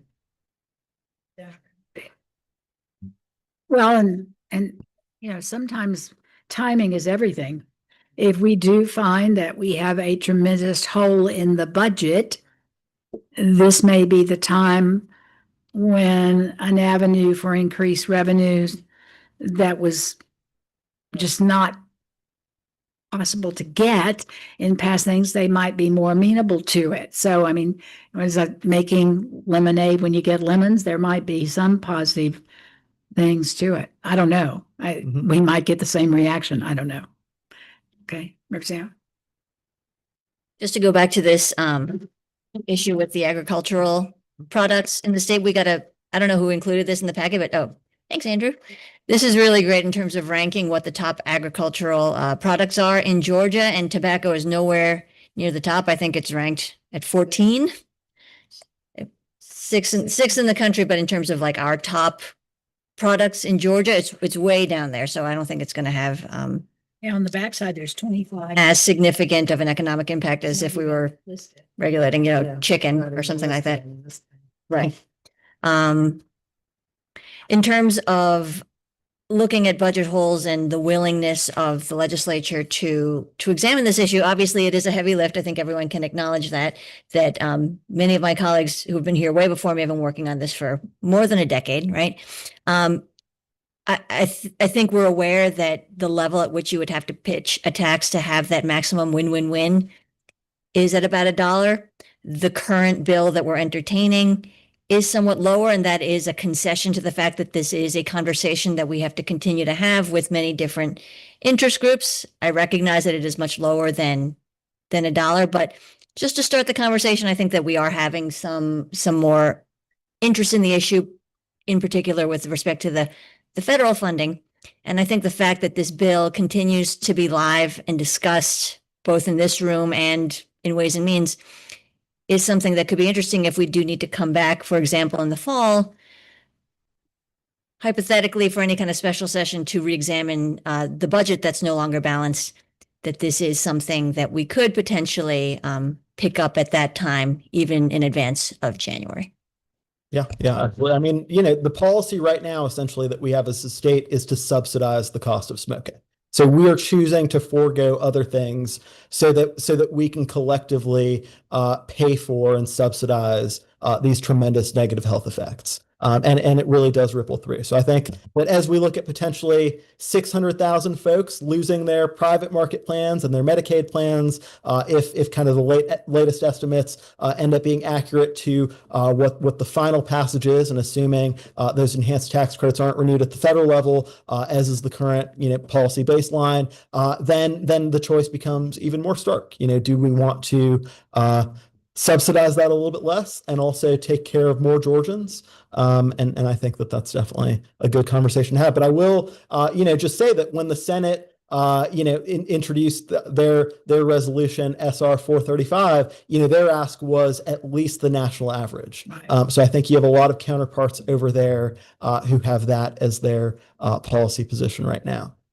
And the national average, just so people know, is I think at this point $1.97. That's exactly right. Yeah. Okay. It Well- goes up soon there as some of these other states take effect in But that I fiscal year. also felt listening to this, I think we need to go at it and not just about the tax. It seems like we ought to look at the Medicaid and barriers to people on Medicaid being able to get off smoking. And that's one avenue. And the other thing would be to go and look at if we could make this stricter about where you can smoke or where you can't smoke.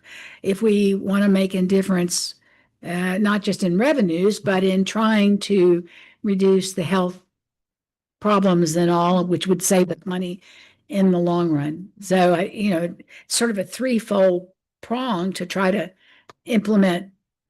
And maybe if you get one year, you go after the others and keep going. So Absolutely. Thank you. Thank you all for your service, for being here, for dedicating your summer to this. Well- I really do appreciate the opportunity to speak. thank you for coming. And if you start looking up vaping and how much it's costing us, Andy, did you have something you wanted to add?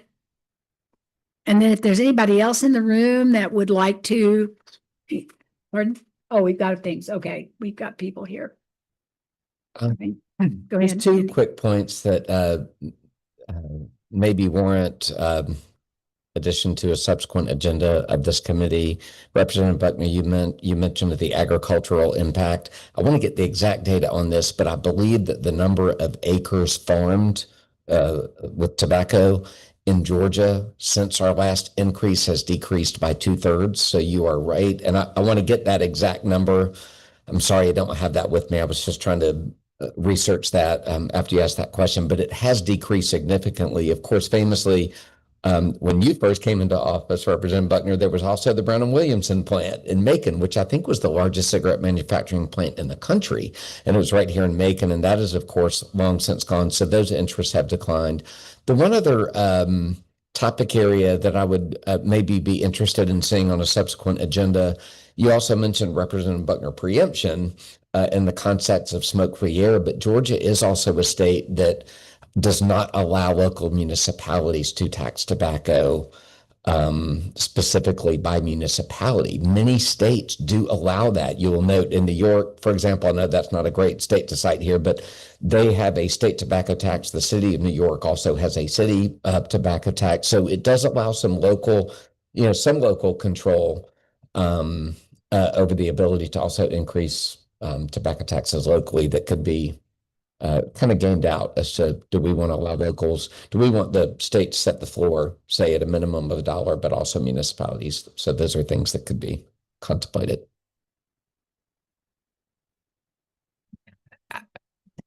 I guess. I appreciate that. We have a handout here from USDA that lists us as ranking 6th in the nation for tobacco production at 12.8 million pounds. And I don't know how to gauge 12.6 million pounds sounds like a whole lot of tobacco to me, but it might not be that much. But I do know in the farming community, that's what's considered a cash crop. That's what they make.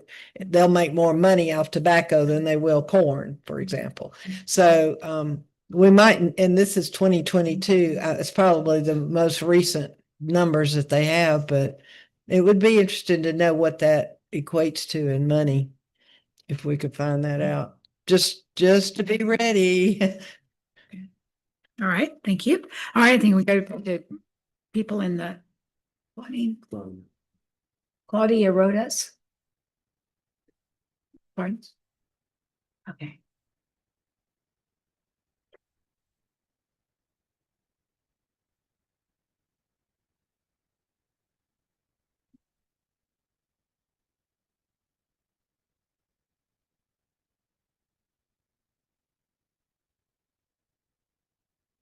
Yeah. Related to Good morning or good afternoon, right? We're probably almost at the noon time. I just want to thank you all for having this discussion today. My name is Claudia Rodas. I am the Director of Southern Region for the Campaign for Tobacco-Free Kids. In full transparency, I don't live in Georgia. I am a Texan, so I hear that you were born there in Texas. But I've been working in tobacco control for a little over 20 years, and half of that has been here working with partners in Georgia. So I'm somewhat familiar with a lot of the discussion that has happened today, even though I'm not here physically. Campaign for Tobacco-Free Kids has been mentioned quite a bit today in terms of the data and research that we're able to provide partners in their state. I'm hoping, and I'll fast track if there's anything that I feel like you all have already discussed today, but I really wanted to focus more on a national scale landscape, kind of big picture. So that's sort of what my presentation will focus on, since a lot of the partners focus specifically more on Georgia. I'll touch on some of the policies that you all have talked about again. It's just, I feel good to sort of reinforce that as well. And then we'll touch a little bit about the cost of smoking, but from a different angle than what's been talked about today. And then I'd be happy to answer questions either in between or afterwards. So for those of you who may not be familiar with the Campaign for Tobacco-Free Kids, we are just celebrating, I think, 27 years of our existence. We were created right after the Master Settlement Agreements, part of that in the late 90s. And since then, our organization has grown. So we work both here domestically in the U.S. and globally on tobacco control. And then globally, there's some multi-issues, other public health issues that we work on. So in case those of you who are not familiar with our organization, that's a little bit about us. I put my glasses on here.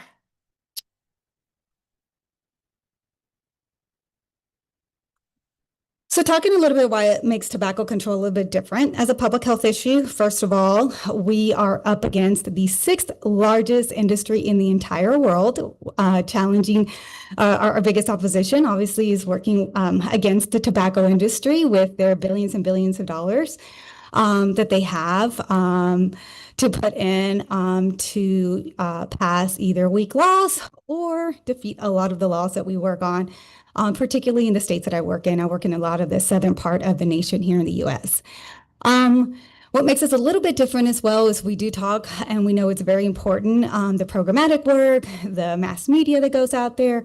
But we know when we work in tobacco control, the most effective way for us to make change is through policy. So I appreciate the conversation that's happening today because you are doing exactly what needs to be done if you're wanting to make the most impact when it comes to tobacco control. So some of this has been mentioned already, but there is a lot to celebrate when we look at this from a national scale and celebrate over the last 25 years. So yes, there's been a lot of talk about where Georgia is, but nationally there's been a lot of progress. And so we do want to recognize that. Give me a second here. So I'm following here. So we know now in 2025, adult smoking is down to record lows. So that's the combustible cigarettes. In October of 2024, we learned through the National Youth Tobacco Survey that cigarette smoking among high school students also fell to a record low nationally, 1.7%. Georgia's a little bit higher on the national average on both of those. And we know that use of any tobacco product also fell to a record low, so 10% among high schoolers.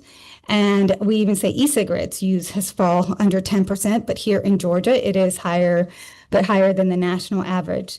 So these declines are powerful evidence that effective tobacco control policies and public education campaigns do work.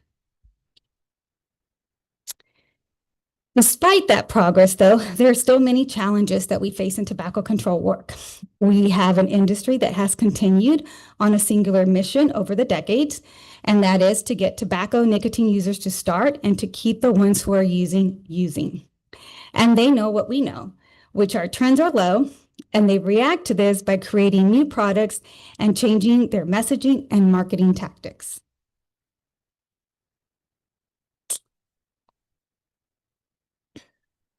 So I wanted to give a little bit of a history of tobacco control. I've heard here a little bit this morning that there's a lot of people here that have worked in tobacco control for a very long time, both for those of you legislators and some in the room. But, we know that there's a lot of people listening here today and there's some newcomers here. So I think it might be good to just go a little bit back on the history of tobacco in the United States.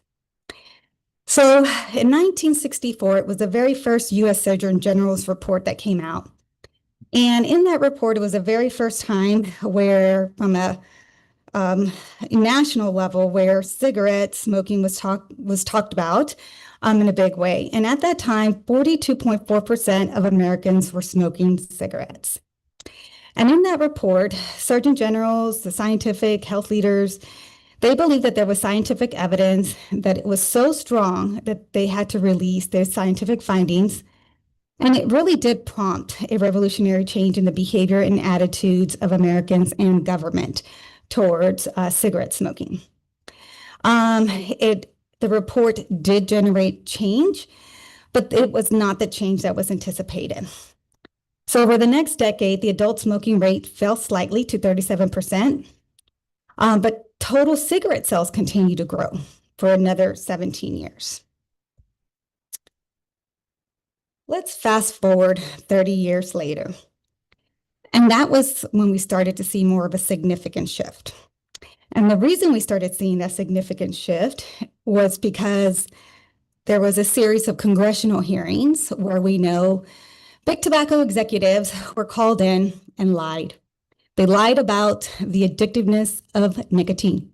And then they were found that they had lied, even though they were sworn in. And then we started seeing those master settlement agreements that many states came and were established when states started suing the tobacco industry. At that time, in the late 90s, adult smoking rates were at 25%, and youth smoking rates were rising to over 36%. So at that time, there was still a lack of public interest or concern. This is 30 years later from when the first U.S. Surgeon General's report was released. And there was not a lot of public policy change that was happening. At that time, early 90s, 94, 95, mid-90s, there was less than 1% of the public was covered by smoke-free air protections.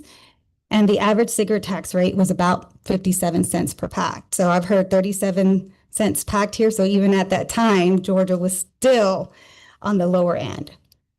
There was support for more education, but not a lot of policies that actually discouraged tobacco use. And there was no federal agency that had any regulatory authority over tobacco. And the tobacco industry had never lost a major lawsuit. So these landmark congressional hearings exposed the tobacco industry's deceptive marketing tactics. Again, here's the picture here, saying that lying that nicotine was addictive.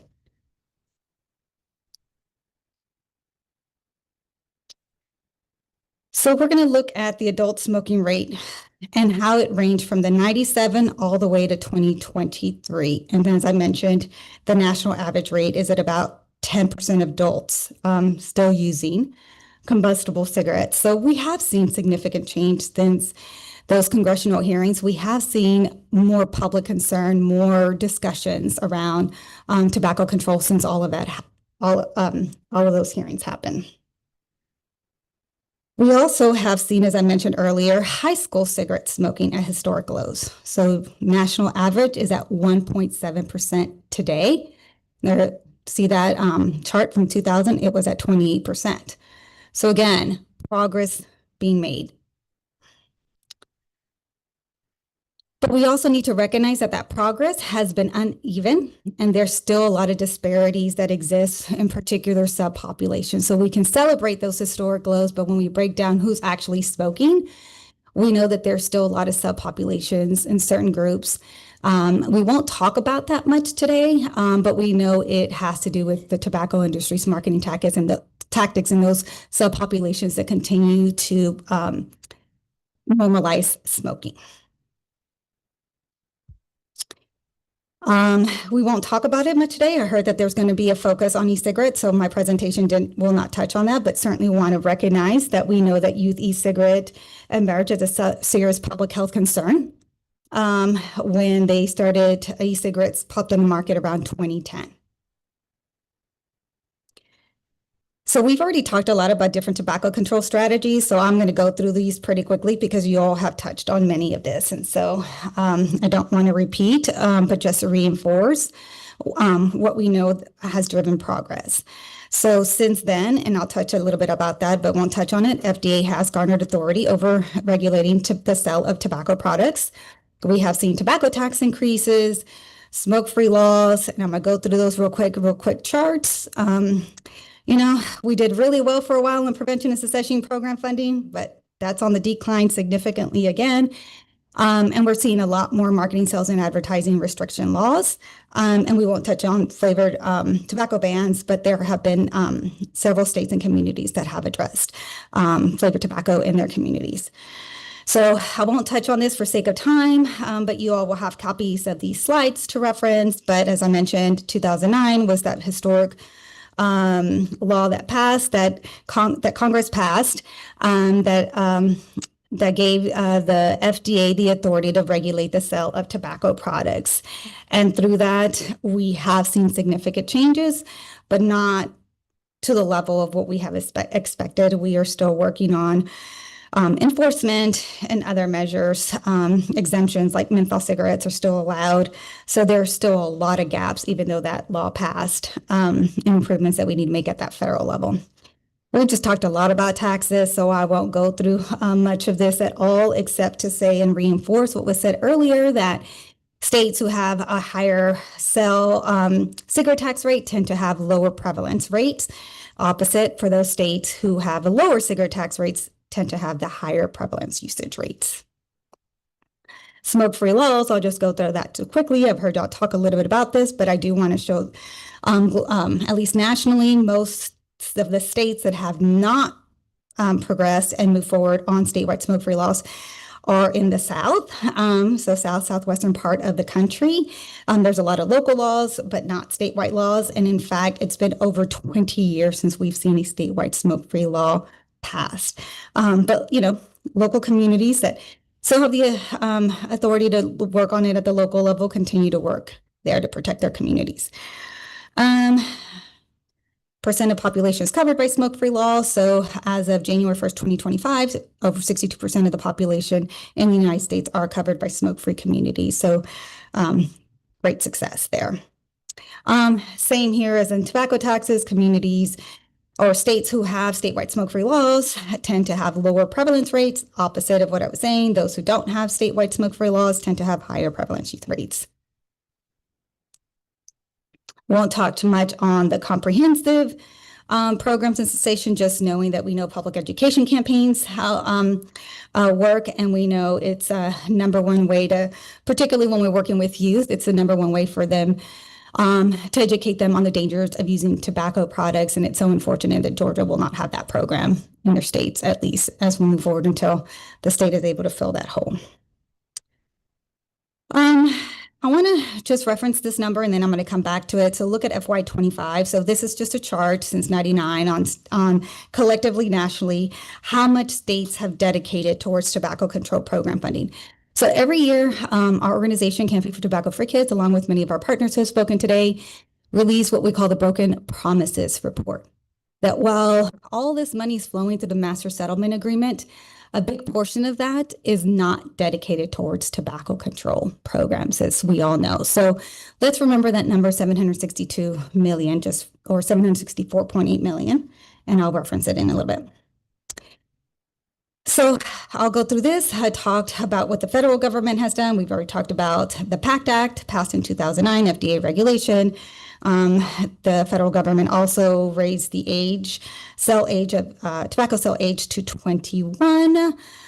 So there in 2019, there are still states that are working to codify that, but in our sense, that's already been done by the federal government. States need to be compliant. Won't touch on this, but definitely for reference points in the future, there's these graphic warning labels that are through the federal government that should be happening, but are not happening because the tobacco industry has continued to file lawsuits over the last 20 years that has, on First Amendment rights, stopped them from putting these graphic warning labels. So again, we are up against a big giant, 6th largest company in the world who is over and over again challenging us on many fronts, from actually educating communities on the dangers of tobacco products and putting the resources that are needed there. Won't touch much on corrective statements, but that also took almost 2 decades to pass, where the tobacco industry finally had to put these signs out and talk about something that they were supposed to do back in 2009, but we have won that challenge through the lawsuit route. Flavor bans, tobacco bans, they are working at the local level. Like I said, there's over 300 and something communities that work on this, about 5 states that have tobacco flavor bans, something that we sort of more of a newer issue that a lot of our organizations are working on. In Georgia, preempted, so we can't work on that at the local level here in Georgia. So I want to talk a little bit about this. Big tobacco, a seat at the table. I'm sorry? How much more do you have? Do you want me to cut it off already? All right, I can go real quick. Maybe 2 minutes? Have 2 minutes? Okay, and this is my fault. We need, for anybody that wants to talk and just question or something short, it's one thing, but if you want to present or somebody that wants to present, they need to call Andrew or run me down and we will put you in. I mean, it sounded like that. I didn't know you were going to have a presentation, or I would have said, are you from Georgia? Can you come back? Or this kind of thing. I mean, there's an old saying, the mind can absorb what the seat can endure. Okay. And so we are reaching pretty much close to the point. Okay. Well, I'll just make my point on this and we'll go through the rest of the slides, except to say that what we're seeing now is the tobacco industry coming in while they created this problem, acting like they want to serve a solution. And those solutions that they're providing are weaker solutions. And so we are looking to you as the legislature to fight against a lot of what they're presenting today and now, making it seem like they are trying to provide good solutions when we know they're not. This is actually that what you just said is a perfect setup for you to come back for our next meeting, because what I've noticed in terms of the big tobacco being a business that needs to serve its business model and to keep up its revenues, especially since a lot of its customer base is going away either from old age or dying or quitting, is that I've noticed that they have really started to push cigarette alternatives as sort of like a healthier way to consume nicotine, essentially. You know, I mean, I know early on with vaping that it was presented almost as a smoking cessation alternative. There's the non-incinerated or heated tobacco being presented as safer than cigarettes. Obviously, we know that cigarettes are somewhat falling out of favor socially, that fewer younger smokers are picking it up because it's just socially not as cool anymore, but that the vaping has taken off. I'm encouraged to notice that on your graph that actually the youth vaping is dropping off. I don't know to what that's attributable to, but maybe we could hear about that if you want to bring that data next time, if it's because of the flavored vapes going away or better public health education on that, right? But I do think it's important to examine that because there are significant health detriments from these cigarette alternatives also that I think are being soft pedaled specifically by the tobacco industry who want to keep selling product. So the way that they push it as sort of almost like a remedy to their own problem is disingenuous. Yep, absolutely. It's flavors and it's higher nicotine levels in the products that they're putting out. And will you be able to come back and we're going to be talking about vaping or? Yeah, it depends on the day on Okay. there. So I do cover multiple states, but we do have partners here that we can work with. And our hope is to be able to bring some of you to come and testify. And that way, Okay. they're always the best storytellers. Before you leave, will you talk to Andrew about get his contact so you can give it to somebody? Yeah, I have his contact already from this morning. Thank you. Thank you. And okay, let me ask, someone wanted, is Nasser the last name? Is that a man or a lady? Nasser? Is yours short and sweet or do you need to come back? Okay.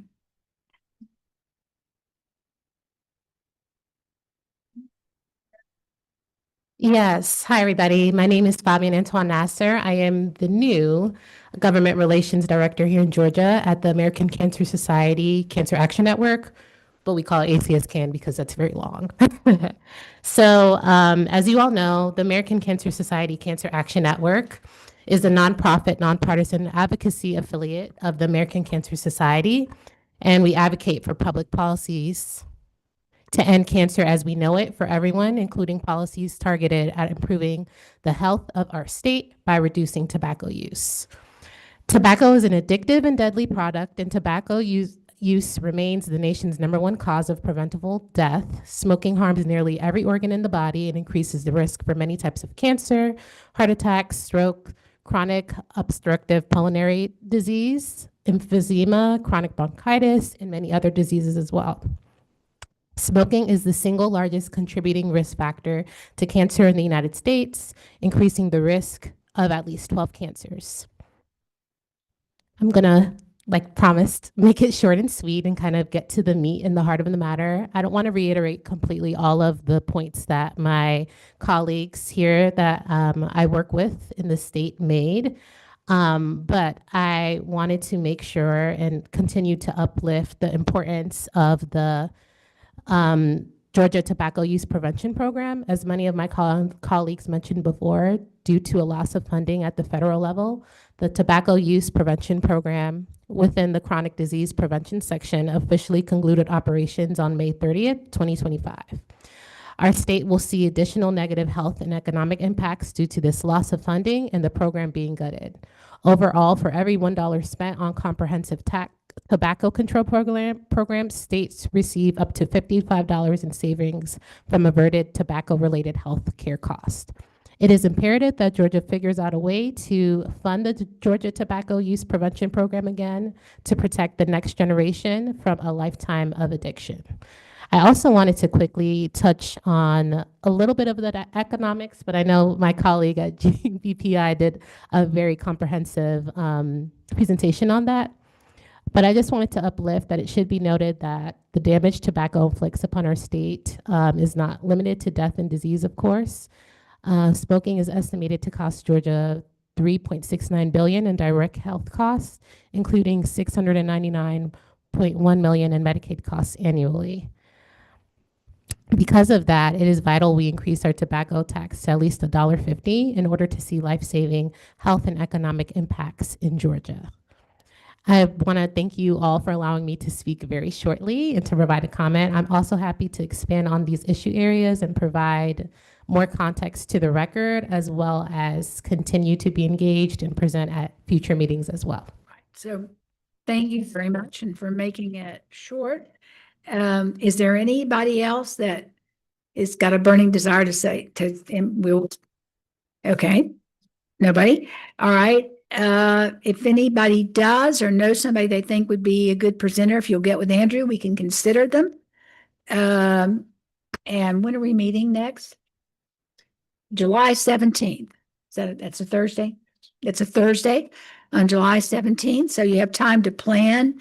I feel like we've gotten a lot of good information today, especially as we talk about maybe that there might be 2 or 3 things we can go at this in a different manner. It's certainly a big issue for us. And thank Ron for coming in on, if he's still there, on the computer. And I guess that will end it. Safe travels wherever you're from, and we will be adjourned. Thank you very much.